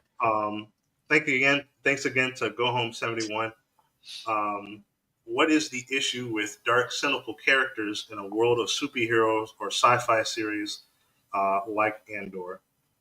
Good question. So I don't think there's an issue with dark characters or cynical characters at all. But as long as it serves the narrative, and B, as long as you're trying to make a meaningful point. I think that's really the goal here. The best example that I can think of, and even though this is a superhero in a traditional sense, but he is a super soldier, and his name is Solid Snake from the Metal Gear Solid series. Yeah. And you know what? I'm a big fan of the Metal Gear Solid games. Okay, perfect. Yeah. You know, I've only played 4, 5, and the first one. Okay. Yeah. Yeah. Hmm. Now, yeah, I mean, he's a great character, but like, I don't have a problem with him. He's not a superhero. I'm fine with the way he is. I know, but he's just saying. But he's saying superheroes or sci-fi series. And, Okay. and I guess he's I wanted to use mentioning him as an their example. Andor, right? Yeah. So my issue with Andor, I mean, might as well get into this now. Yeah, is that it was coming. So yeah. it was that the show to me betrays the spirit of what Star Wars is supposed to be. Right? That's fair. It's dark, it's cynical, it's got some really weird adult stuff like what I heard happens in the 3rd episode of season 2 that I'm not going to mention here. But that sort of thing has no place in Star Wars. If it was its own sci-fi series detached from Star Wars, fine, whatever. It could be its own thing. But no, Star Wars is established as this adventurous space sci-fi fantasy, good versus evil. Like I don't want to know the morally gray stuff that the rebellion did. I don't need to know that. I don't want to know that. Okay. All right. Well, that's not the point of the nature of Star Wars. Exactly. Right. So yeah, maybe realistically, rebellions are, they have to do some morally questionable things. That's fine. I don't want realism. I don't want that kind of gritty, morally gray realism in my heroic characters in Star Wars. Yeah. Okay. Call it naive. Call me naive. Call me ignorant. Sure, whatever. But that's not why I like Star Wars. And the creator of Andor said he doesn't like Star Wars, and this is Star Wars for people who don't like Star Wars. And this is Star Wars. Are you serious? Yeah, I'm serious. Wow. I have to look that up. But yeah, that's crazy. Here's the thing. How do you produce something that you don't like? That's crazy. I'm against having things being dark for the sake of being dark. There has to be a meaningful point to it. I brought up Solid Snake because he's a very cynical character in obviously this in the Metal Gear series, right? Yeah. First game, right? He's like, oh, there's no heroes and stuff like that, and he's being followed around by this woman who idolized Snake because correct me if I'm wrong, but her father was a soldier and stuff like that, so he wants to be like that. But at the end of the game, though, right?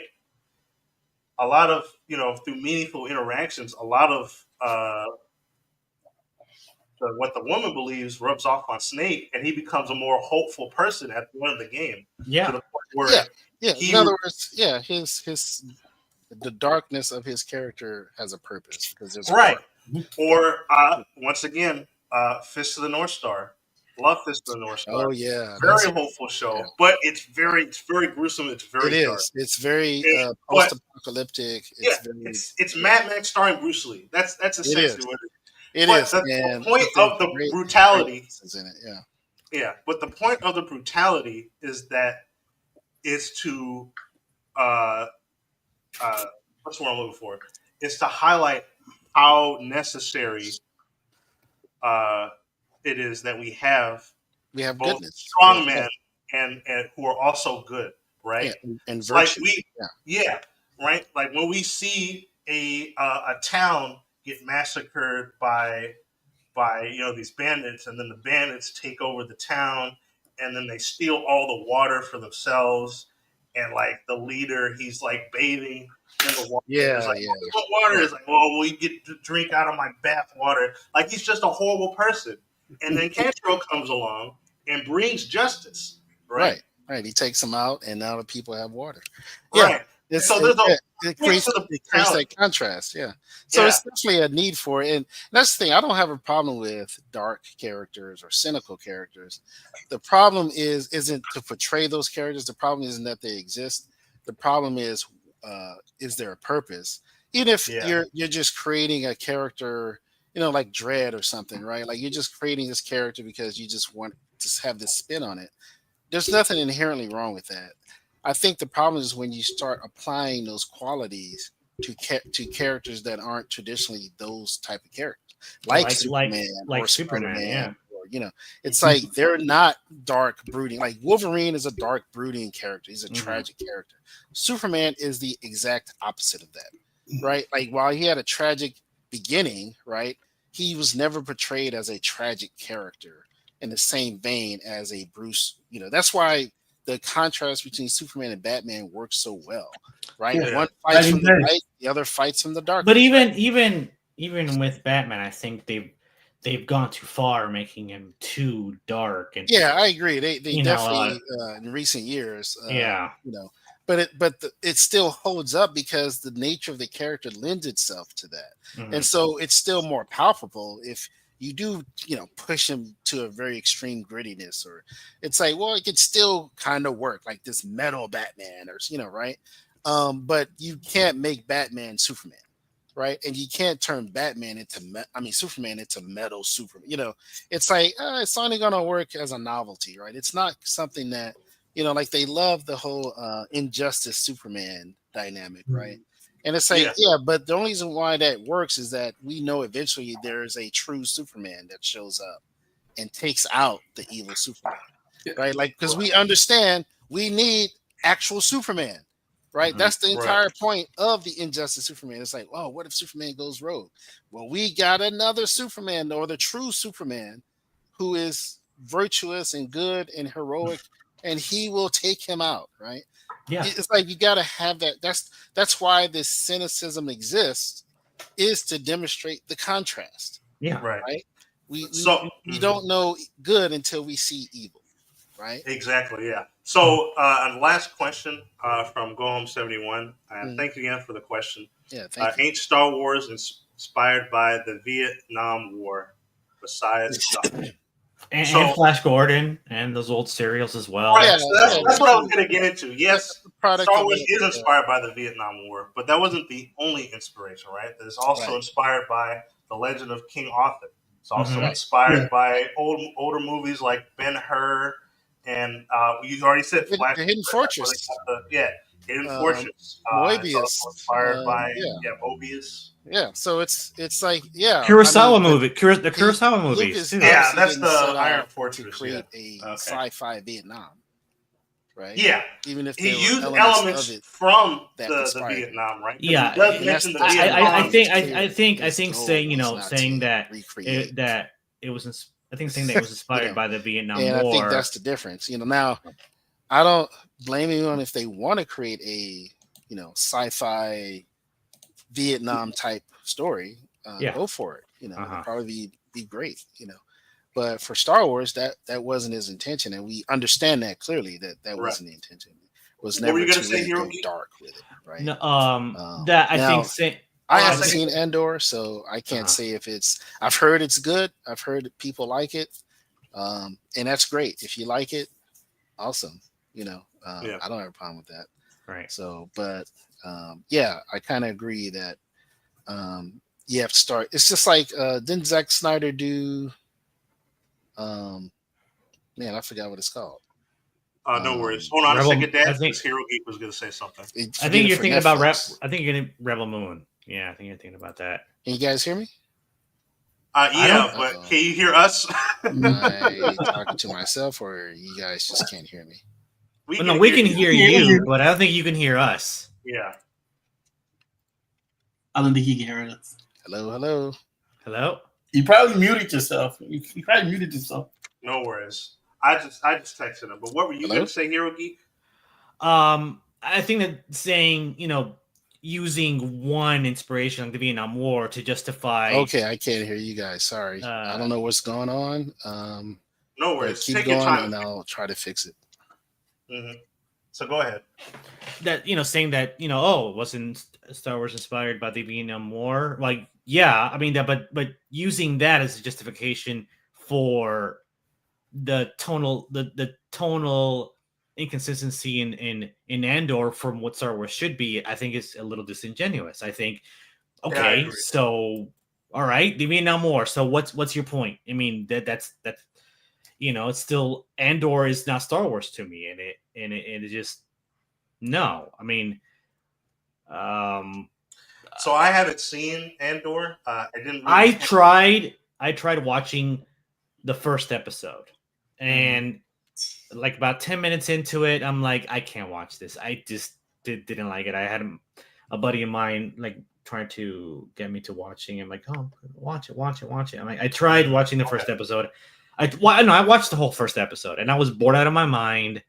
There was things that I didn't like. Cassian Andor is not a likable character. Is not a character that I like. I can't watch a whole show with him as a main character because I couldn't stand him. Oh, okay.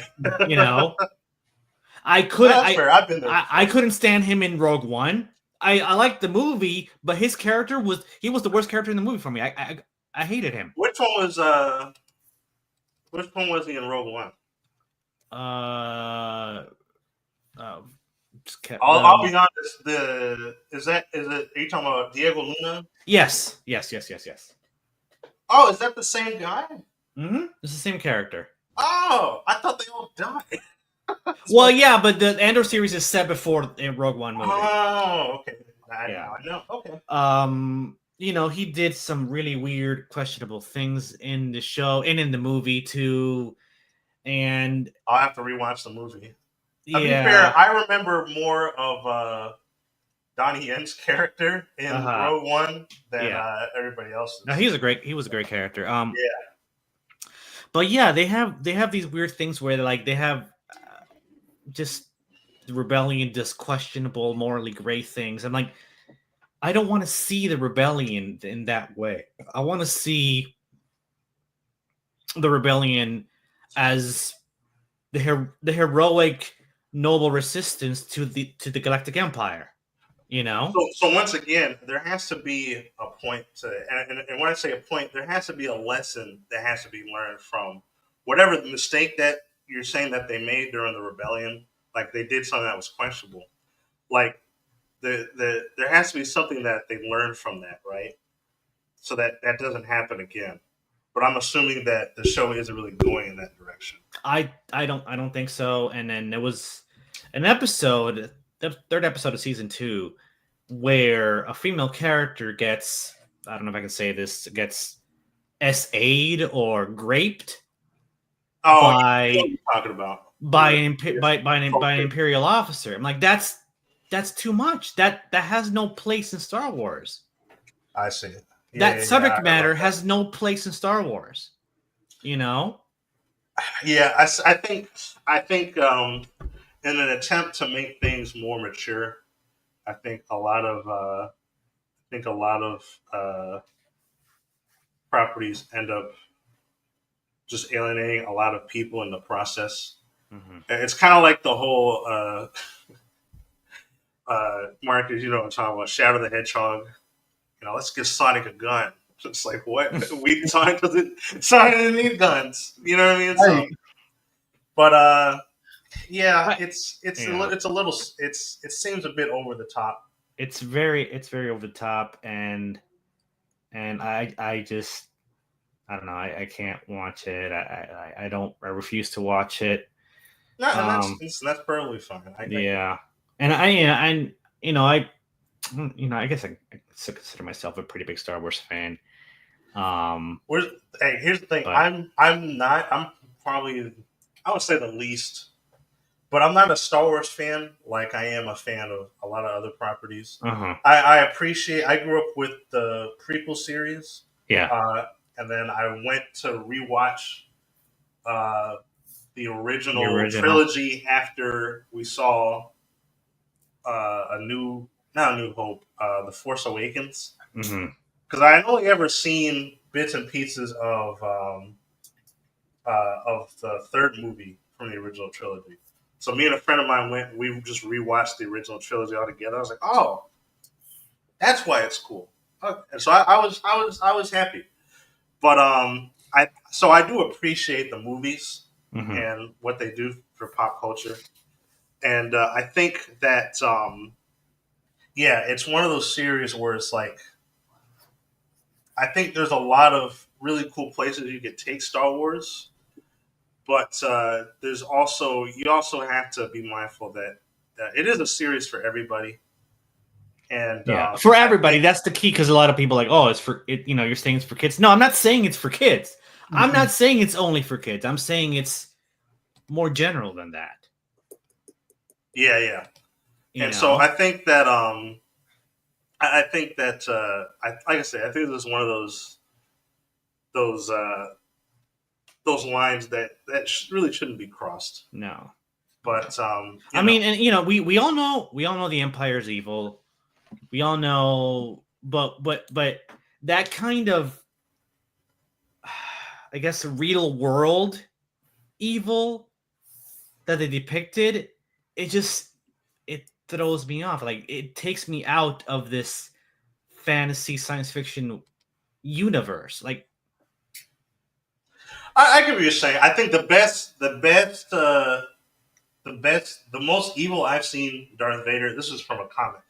So there was this comic about this woman.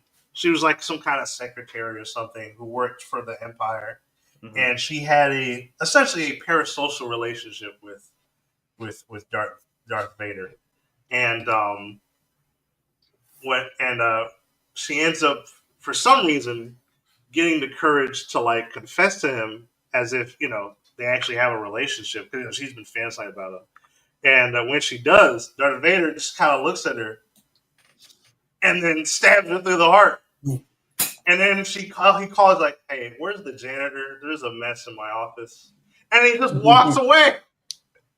It's like it was so brutal because it's like the fantasy and then here's reality, right? And it was a great like short story because Can you guys hear me? Hey, welcome back. Yeah, we can hear you. Yes. But it was a great. Can you guys hear me now?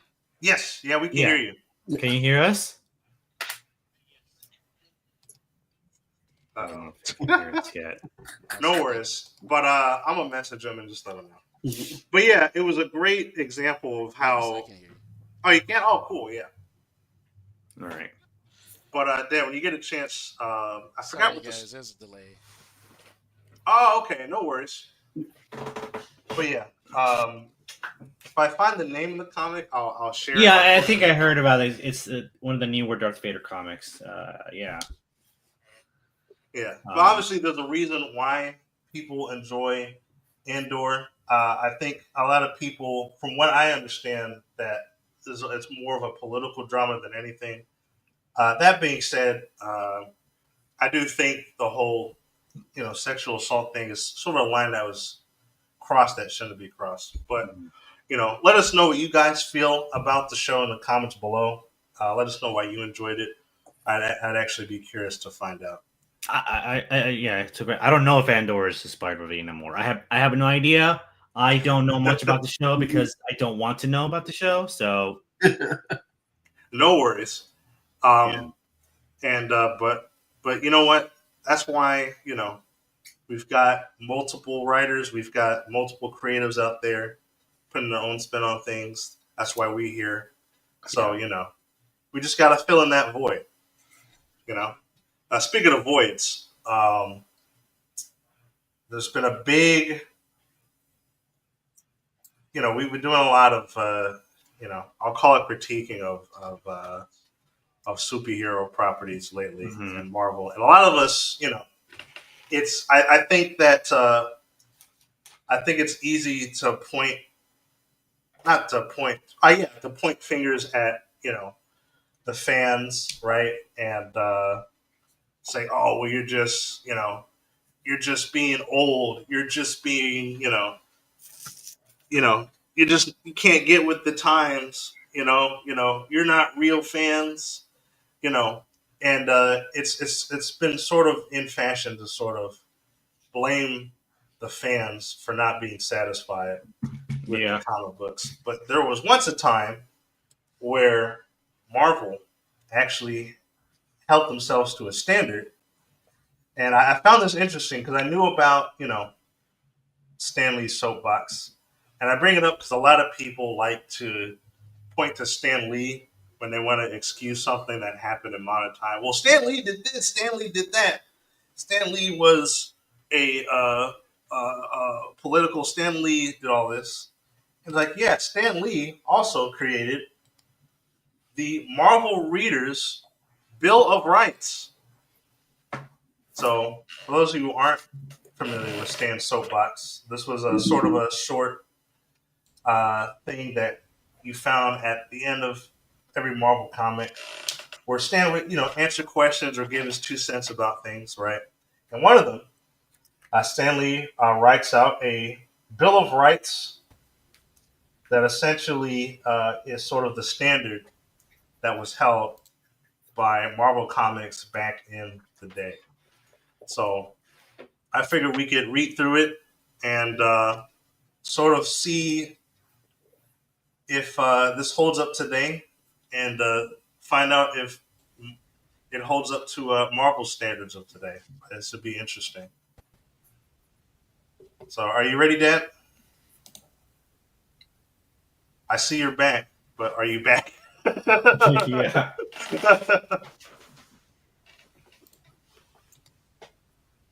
Let's see. And then while that is happening, let me see. Is Let's see. So Go Home 71 asks, is Andor technically a Vietnam War story? There's a reason why people enjoyed this. I mean, I'm sure. Like I said, I haven't watched it, so yeah, you'll Yeah, have I to tell me mean more that about I don't know why people enjoyed it. I honestly don't care. it. Marcus, have you seen any the recent Star Wars stuff? My wife, my wife, haven't watched any of the Star Wars movies, so Okay. we, me and my cousin went through a whole binge of Star Wars movies in the series that kind of makes certain movies make sense leading up to the next movie. So, I think my only, I always thought that he was genius, like the way he did it and being able to predict how technology was going to evolve. Yeah, that's true. Yeah. I felt that was genius. I didn't like, I don't know. I don't know if it was like, like that's what you kind of gotta like separate the comic books from the movies or the series, the separate certain things because like some of the things are out of the original creator's hands. Are you referring to? You're talking about Star Wars, right? Yeah, Okay. like when he decided to sell the rights to Star Wars. Oh, okay. Oh, yeah, that was the worst decision he ever made. Right. So that's when I felt that it was kind of like doomed from there. Yeah. Like it's and I get the whole thing, just like with a lot of these different IPs with characters stuff where the hands change. You don't like, and their whole thing is they want to make as much money as possible off these characters by rewriting the stories or making it more relevant to today and that type of stuff. You know what I mean? If that makes So sense. yeah, I get you. So in fairness to George Lucas, I mean, Yeah. I feel like he's set for life pretty much after Yeah. the first three movies. He didn't need to make a prequel series, Yeah. and so I don't think that. I mean, he kind of did everything he set out to do. So I don't blame him for selling it to Disney. But That being said, though, I know he regrets it like deeply now. Maybe I haven't read any recent interviews from him. I read a lot of interviews, a lot of stuff, seen Okay. videos. Yeah, he's pretty bitter about it, actually. Well, I mean, I don't blame him. But in fairness to Disney, I mean, say what you want about. I feel like not a whole lot of people like the prequels either. I didn't mind them. No, they're not perfect. They're not super great, but I would watch them 50 times before I watch they're any of the definitely a lot sequels. more watchable. Yeah. Yeah. But I don't think that had less to do with the actual story and more so just uh, they're pretty hammy. More so than We can do it a whole entire 3 hour show on the problems with the sequel trilogy. Right. yeah. I mean, that's true. Yeah. You know. So So it is what it is. yeah, I think the whole thing is they too busy trying to make it to where everybody can enjoy it versus just making. I believe somebody said it before. Just make a good story. You know, you don't have to cater to everybody. You know, just make a good story. You know, Yeah. Exactly. you know, the fans is going to do the rest. Yeah. Sometimes it's better to have a dedicated fan base than a large one, Mhm. which is for Star Wars. It has both. So I feel like Exactly. Yeah. yeah. Oh, there we go. Welcome. There, you got it fixed. Good. All right, You know, just as in time. creators, we want to make money. We want to make sure we're Yeah, of pleasing our course. fans. But it's a fine. No, I it's feel that not it's fixed. always a It's fine definitely line where you're only doing it because you want to make $1 Mm-hmm. versus just make it a story that is genuine and just genuinely it's a good story. You know, Yeah. yeah. I'm sorry if that makes sense. No, I get what you're saying. But yeah. So that being said, though, let's see what the standard was back in. I'm assuming this is like the '70s or something. So, hi, heroes. This is a very solemn moment for me, and I know it will be for you. You see, since this is Marvel's 30th anniversary, our editorial staff felt now would be the perfect time to present one of the most momentous documents we've ever printed. To think of this as Marvel's New Year's gift to you and to all mankind. So 30. This is for their 30th anniversary. When did Marvel first start? 1960 something, I think. 1960. Oh, Marvel Comics. Yeah, 1939. 39. Oh, okay. Yeah. Dang. Well, I mean, proper because I know that Captain Oh, America. good point. Yeah. Because they weren't always Marvel comics. They were like Atlas Comics, Timely Comics. Something like that. Yeah, I think Timely Comics, I think. So this was 30th anniversary. Then yeah, this is probably like 1970. Because I don't think they were Marvel Comics proper until like the 1950s. Yeah. But somebody will correct me if I'm wrong in the comments. But yeah, can you hear me okay, Dad? He's still muted. I know there's the delay on your end, but I think it'll work. So we're gonna read through the Marvel Readers Bill of Rights. So all Marvelites are created equal. Your bullpen will never favor one group of readers over another. Look at that. Therefore, each and every one of you is irrevocably granted these inalienable rights. Let's see what they are. Number one, the right to an unlimited variety of reading entertainment. 2, the right to carefully crafted stories that give you a fighting chance to understand what's going on when you plunk down your money. carefully crafted stories. Well, I mean, Marvel has already broken these first two ones. Do you have a modern example?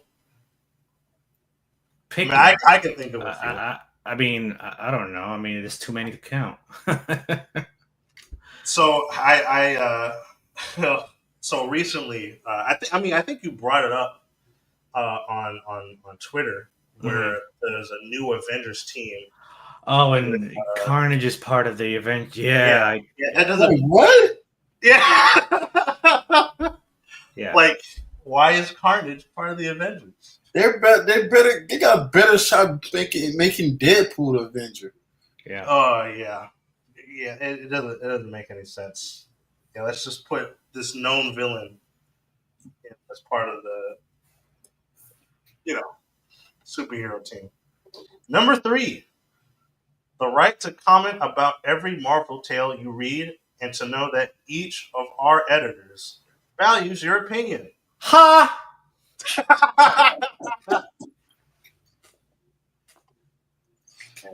Do you feel that Marvel still values your opinion, Hero Geek? Hell no. Yeah, a lot of we get a lot of writers who are like, well, if you don't like my politics, Don't buy my comics. Okay. Sure. Challenge accepted. Yeah, all right. Number 4, the right to buy the titles that interest you and to shun any title that fails to entertain you. What if all the titles suck though? I don't know what happens then. Well, I mean, that's your right. Yeah. Well, no, I gotta say, Ultimate Spider-Man is pretty good. I do like the new Ultimate Spider-Man comic. It's not bad. Yeah, I love the Ultimate Spider-Man series as well. Yeah. So Ultimate Spider-Man, I might be conflating it with Superior Spider-Man. Superior Spider-Man. They recently, like last year, came out. They did the Ultimate Universe. Well, another version of the Ultimate Universe again, and the Ultimate Spider-Man comic is really good. It has like an older Peter Parker. He's married to Mary Jane. He has kids. It's kind of awesome. It's pretty good. That's pretty cool. Yeah. Yeah, I think I saw some of that. Number 5, the right to fearlessly assemble in public to discuss Marvel Comics characters and creators. Like on social media without them attacking you? No, that doesn't happen. Well, I was also going to mention, we were at WonderCon this year and last year, and one of the common themes that I've noticed is that we saw a lot of people cosplaying as classic characters like Spider-Man and the Sandman and stuff like that, and all that good stuff. But nobody was really cosplaying as any of the newer superheroes. So that is very true. No Riri Williams, no Miss Marvel. Yeah, the only outside of Miles Morales, no. Okay. It's mostly anime. Yeah. Yeah, it's mostly anime or Star Wars. And even to Star Wars, you saw a lot of people cosplaying as prequel characters like Darth Maul or some form of Stormtroopers. Or nobody like Mandalorian or Mandalorian. Nobody was cosplaying as, Ray Palpatine or Finn or anything. Just want to point that out. Or Finn or Poe exactly. Dameron or who? Poe Dameron? No, whatever. Don't worry about it. Yeah, a lot of Chewbacca. That's right there. Yeah. Number 6, the right to address all Marvel editors and creative people by their first names. Okay. So I find this one funny because it shows that there's a level of humility within, the writing circle that you just don't get anymore. Yeah. So this seems like a silly one, but I think it's evident. Yeah, there's a lot of hostility with modern Marvel creators, not just Marvel, but DC as well. But absolutely. Number 7, the right to be told what is currently happening in Marvel's Max and what is being planned for the future. They still do that. Okay. The right to practice scripting and drawing our Marvel characters for your own pleasure and amusement. We get a lot of cool fan art and stuff like Fan that. fiction, yeah, I guess. Although I think some of the writers are inserting their own fan fiction and things. Oh god, But yes. that's a whole nother can of worms. Yeah. Number 9, the right to submit your best work to Marvel for consideration and know that the time and talent you have invested will be given the attention it deserves. Do they still take artist and writer solicitations or no? Yes and no. Yes and no. So they do have portfolio reviews at like WonderCon and San Diego Comic Con. Mhm. I usually do. I usually attend those to get to know who is who. Mm-hmm. Oh, nice. Yeah, I had a friend of mine way back when who was an intern at Marvel Comics. Mm-hmm. She was an artist, stuff like that. I don't know exactly what her role was, but you know. And then number 10, the right to expect Marvel always to maintain a dedication to quality, a commitment to decency, and a sense of humor about everything we do. That's funny. They don't. No. You don't That think is- so? No, they do not. They don't. Mm-mm. So be it. No mere words of mine can add to the glory and grandeur of those 10 immortal declarations. Those 10 pillars of wisdom which shall inspire the mighty world of Marvel now and ever. Thanks, Tennessee. Modern Marvel wiped their butts with this. So I want to point out once again, I think to the carefully crafted stories, it's really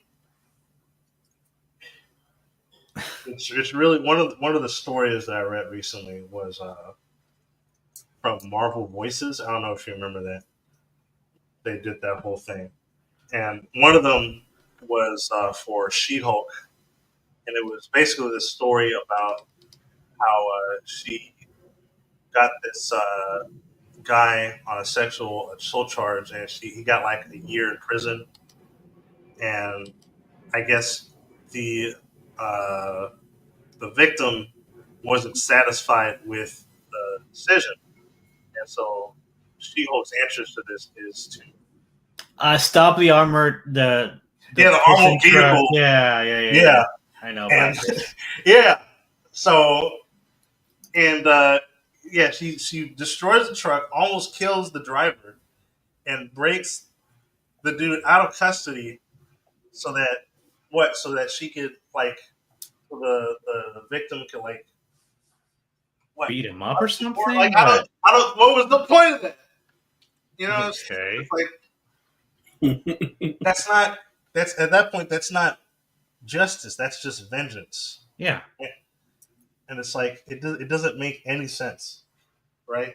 But once again, it's the writers inserting their own worldview and trying to justify it using somebody else's creations. They're trying to make their own state. When you're trying to make your own statement with somebody else's art, it's like you have to be very careful. Mm-hmm. And they're not really considering the damage done to the characters. Yeah, to diminish the character, right? One thing, we all hate, like in the Amazing Spider-Man comics, Paul, right? We all hate Paul, right? Is Paul the MJ? Man? Yeah. Okay. Right. So you know, I think the decline of Marvel started Spider-Man specifically. One More Day, right?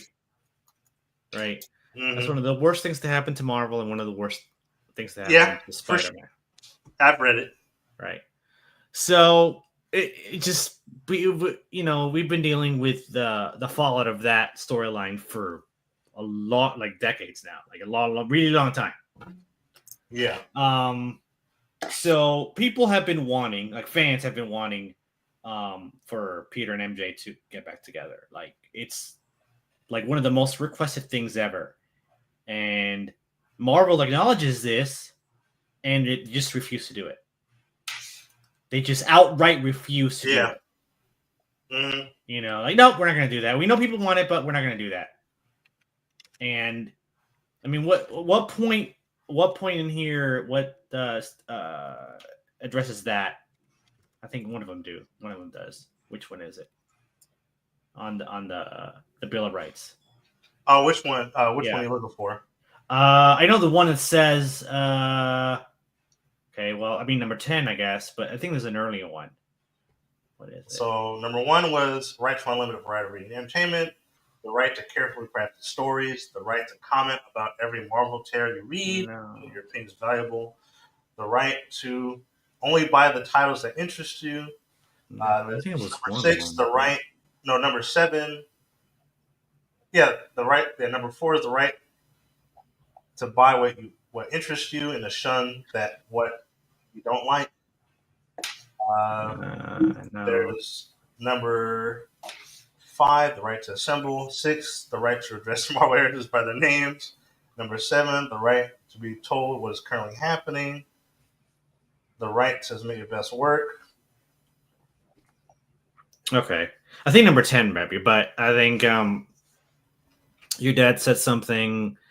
They don't want their heroes to, and I completely agree. And I've made several posts about this exact point, but they don't want their heroes to represent traditional values anymore.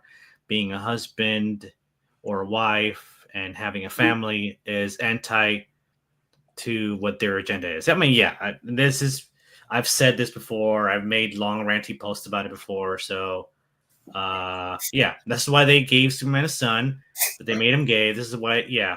So no, and the thing is though, like when it first started, like the Superman comics, when Jonathan Kent was like a 10-year-old kid, and the Super Son stuff, that was all really awesome. And then Bendis got a hold of it, and he just ruined everything. Right. But yeah, so which is ironic because if you want to read Spider-Man as a father and a husband married to Mary Jane, the Ultimate comics are what you need to be reading. Okay. I mean, that's kind of the whole point of, the whole point of Spider-Man is with great power comes great responsibility.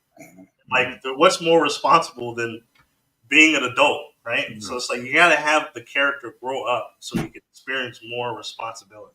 Yeah. So yeah, I get it. I think, yeah, it's like, but yeah, I think number,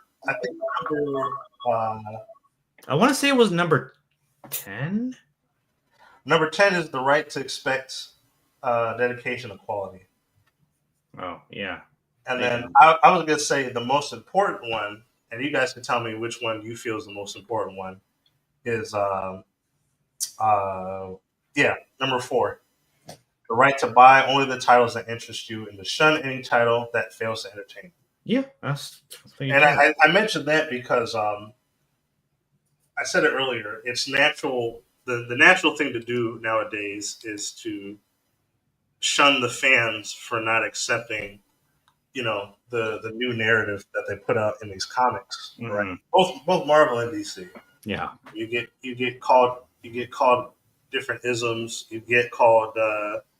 You say, "Oh, you're not real fans." You get called boomers. It's like it's not just old people that have an issue with it. It's everybody. Mm-hmm. And it gets frustrating because it's like if you're not willing to accept criticism from the demographic that is buying your comics, then you don't. Why do you expect to make money? Right? Because like right now, I'm pretty sure Marvel is making more money from the movies than the comics. Yeah. Ideally, the movies should be commercials for the comics, because that's how anime and manga works. The anime is a commercial for you to read the manga, right? Mm-hmm. But that you don't see that dynamic with the Marvel movies, and the Marvel comics, or just superhero movies and superhero comics. Yeah, Your dad said something here. I think it's a bit of a laziness too, where they would have to actually be creative and write good stories for Peter Parker, Spider-Man as an adult with a family. Yeah, that is true. Yeah, I mean, but once that's again, a lot of these writers don't like their families. You know, no, which is weird. Like, that's but they need to just. I don't know. I mean, and I want to shout out, and to this point, I want to shout out Ken Penders. And I know a lot of people like to bash on Ken Penders. Marcus, you may be familiar with what I'm talking about with the Archie Sonic comics. Yeah. But because even though he did a lot of like questionable stuff, so we're kind of Sonic the Hedgehog was my comic book series growing. Sonic was my thing. I am a Sonic kid. But and the comics were really great when I was a kid. And one of the things that I appreciated, Sonic always had a great relationship with his parents, especially his dad. His dad and his uncle were his father figures. First, it was uncle because in the beginning he didn't know whether his dad was alive or not, and then they found out that Robotnik had turned his dad into a robot, and while he wasn't able to undo the robotization, Sonic's dad got his consciousness back. Right, he got his soul back. So he's still a robot, but now he's still Sonic's dad. And Sonic and his dad have a great relationship, but that stems from Ken Pender's relationship with his kids and sort of the strained relationship he had with his father, right? Because Ken Penders, to my understanding, didn't have a great relationship with the dad, but he didn't let that affect him personally, right?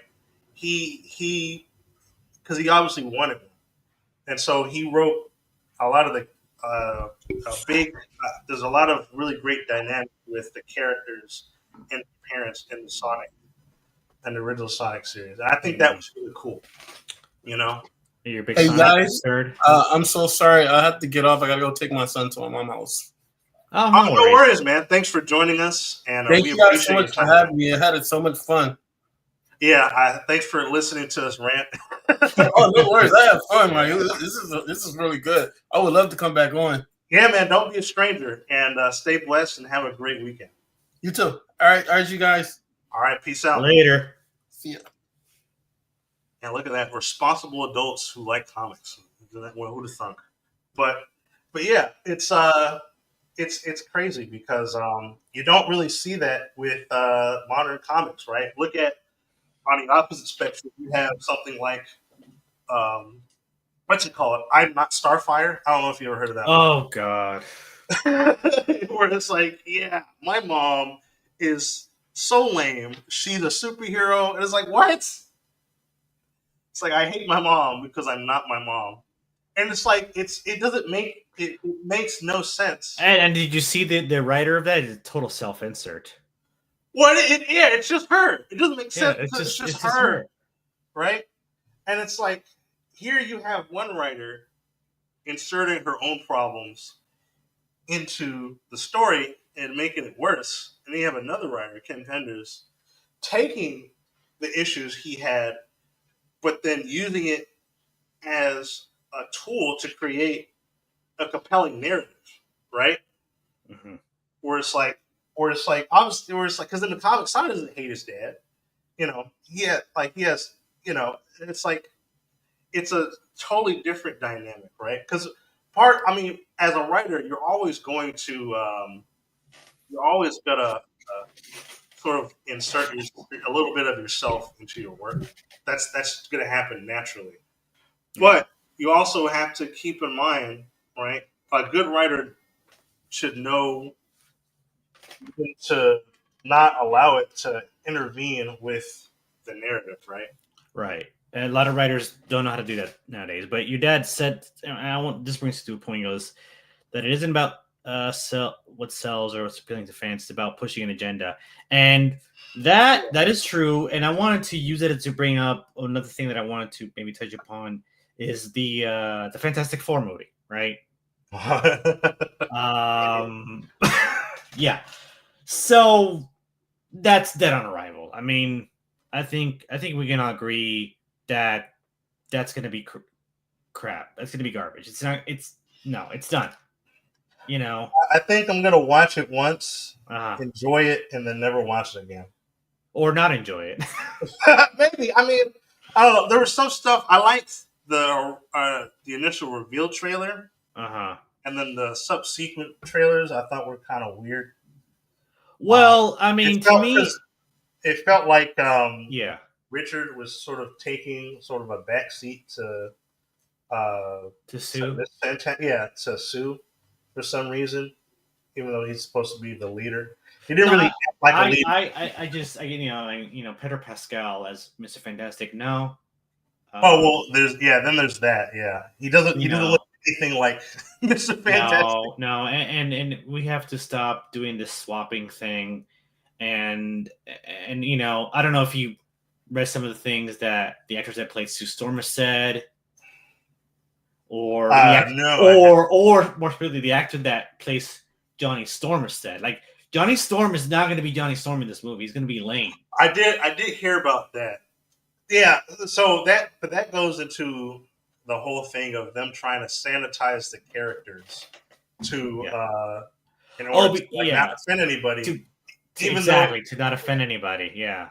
But then it just makes them, less interesting, right? And that's it. We talked about this before, and I brought up the whole situation with Ahsoka from Avatar: The Last Airbender.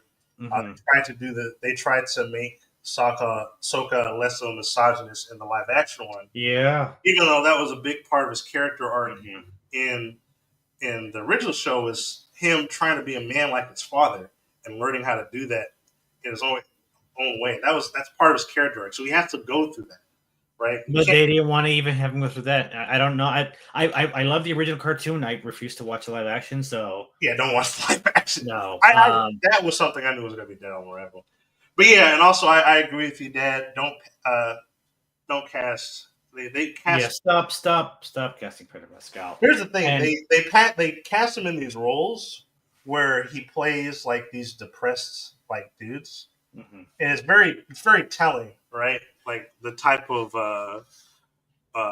sort of archetype, that they're trying to establish with this actor. It doesn't really make a whole lot of sense. No, and Marvel teased people by casting John something in as Reed Richards in the Doctor Strange movie. Like, that's perfect casting. It was cool. I think for me, I didn't. The only reason I didn't take it seriously is because I recognized him from The Office. He did look good. I did like the way he looked. I mean, you should watch him as Jack Ryan, and they have on Amazon. They have him as Jack Ryan. Okay. So, but gender swap Silver Surfer. That was the first thing I heard, and that was automatic deal breaker. Like, I'm never watching this movie. No. So here's the thing: Silver Surfer is not a chick. No. Okay. So here's the thing about that, and because I know people are going to use the excuse that there's a female Silver Surfer in the comics. Okay. That doesn't matter because at the end of the day, hold on a second. Uh-huh. At the end of the day, people don't care about alternate versions of whatever. They want to see the most iconic versions of every character. Yeah, first and foremost, right? We want to see Johnny Storm be Johnny Storm. We want to see Mr. and Mrs. Fantastic be Mr. and Mrs. Fantastic. We want to see the Thing be the Thing. We want to see the Silver Surfer, not a version of Silver Surfer, the Silver Surfer. Right? A lot of people used they did it in the comics as an excuse. But you want to know something about the female Silver Surfer? She was in one comic book, one issue, and she was in like 4 panels. That's it. Well, here's another thing.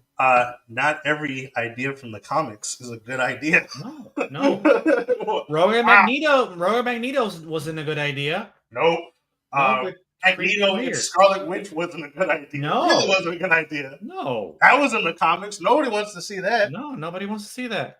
Nobody wants to see the Clone Saga You know what I'm saying? No. It's like just because it was in the comic doesn't mean it was a good idea.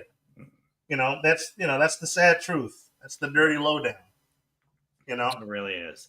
Yeah. And also, they're doing Silver Surfer and Galactus in the first Fantastic Four movie. Don't you need to build up to that? Yeah, I'm not as familiar with the Fantastic Four as I am other superheroes. I mean, I'm sure they could be fighting other villains. The Mole Man or Doctor Doom. Doctor Doom, yeah. Doctor Doom.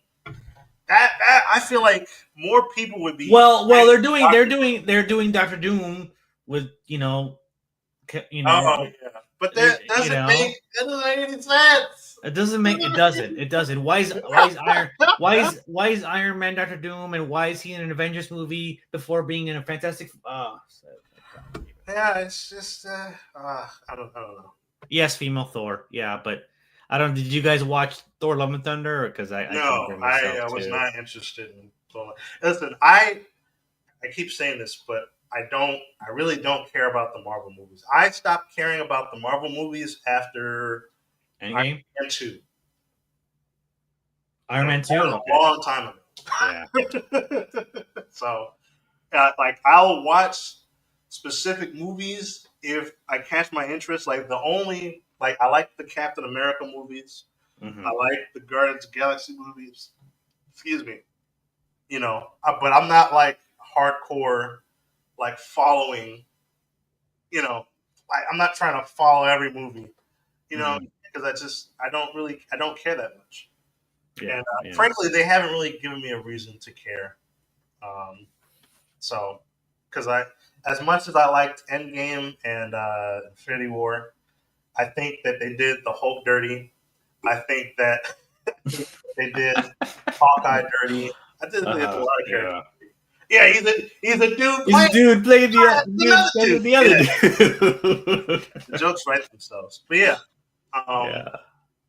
It's getting kind of ridiculous, and it's very clear that modern Marvel is sort of they're running on fumes at this point because all they really have is nostalgia. And the only people Nintendo is that Nintendo can still make good games and rely on nostalgia. Marvel is not making great content. No, they're not. So it's very disappointing. Well, this is why people like you and me have to step up. So. Absolutely. Well, I mean, that goes into my next question: is how relevant do you feel that this Bill of Rights is in today's, not just in the context of Marvel and DC, but all content creators, all comic book creators? 100% relevant. Yeah. I mean, creators have forgotten this. They've forgotten that this is the way it should be. Yeah. I'm sure there's some creators out there that believe this. Maybe within Marvel, maybe within DC, Lucasfilm, Disney, take your pick. But for sure, yeah. They're maybe scared. They don't want to speak up and lose their jobs. I don't know. Yeah, I mean I definitely that could definitely be the case.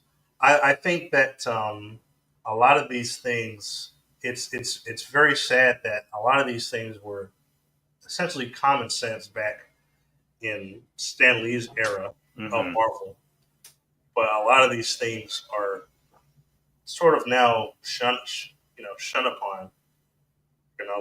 It's very clear that a lot of these big comic book companies do not respect the fans. No, there's this hostility, what's another word? Just this hostility towards fans. Well, it's not just hostility; it's a pretentiousness that that sort of permeates throughout the industry, where they see themselves as artists first and entertainers second. When the reality is that comic books is a form of entertainment, and in order to entertain people, you have to be selfless because it's not about you; it's about the audience. If you want to do art, you do your own comic and with your own stories, and have that either fail or succeed on its own merits if people Right. respond to it, but don't get mad if people don't respond to it. Right. And You know? it's very telling that it's just a sign that we've gotten more pretentious as creators. You know, I've fallen into that trap at some point, right? But at the end of the day, you know, it's like my dad always says, you have to tell good stories that resonate with a broad audience. Yeah. It's not always about you know, if you're of the world. If you're writing any of these characters from Marvel, from DC, Star Wars, Star Trek, Doctor Who, whatever, right? Mm-hmm.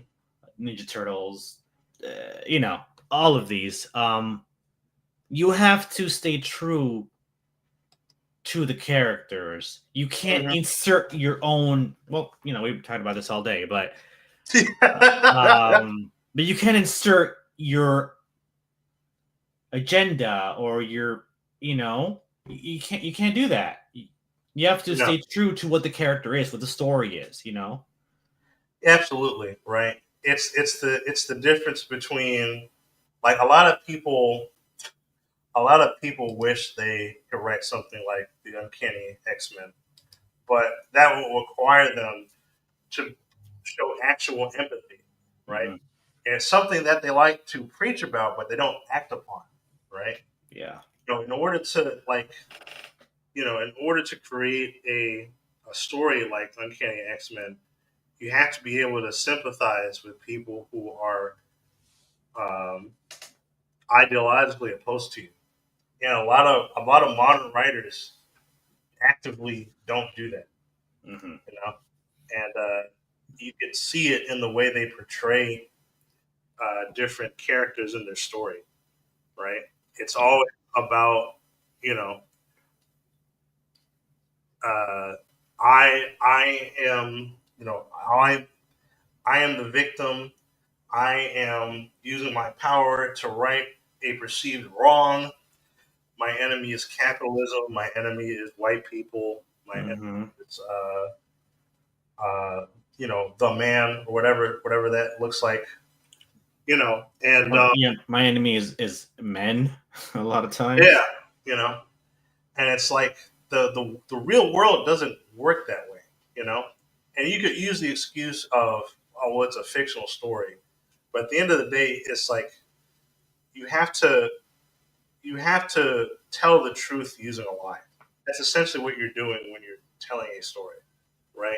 Mm-hmm. It's like the rat. It's like the rabbit and the hare. You know, we know that rabbits, not the rabbit, the tortoise and the hare. No, we know in real life a turtle can't outrace a rabbit, but the point of the story is not that a tortoise could outrace a rabbit. The point of the story is that you take your time to do things, you end up finishing in the end as opposed to rushing through things. Right. That's that is the truth of the story, right? But a lot of modern writers aren't interested in universal truths. They're interested in a lot of new age people like to use the phrase "my truth," right? But the reality is that nobody owns the truth. You exist within the truth, right? The truth is reality. That would be like a fish claiming the ocean. Well, this is my ocean. Well, no, you live in the ocean. This isn't your ocean. Mm-hmm. You know what I'm saying? So, yeah. Well, I think I should get going too, because it's like, yeah. No worries. I mean, yeah. I appreciate your input on this, and you know, look through this, and let us know how you feel about it. I'm gonna post a link to the original Reddit post in the comments. You know, shout out to the Marvel Memes Reddit for posting this. This was a great find. I think it's relevant today. Oh, definitely. I'm probably gonna repost it later or something. Absolutely. But yeah, thanks for joining us, Hero Geek. In spite of all the technical difficulties. Oh no, we're good. Yeah, I usually don't get Saturdays off, but like they gave me this Saturday off. I'm like, oh, I gotta go on. Yeah, because like I've been talking to. Yeah, no worries. We appreciate your time. You know, it's always fun with you here. So.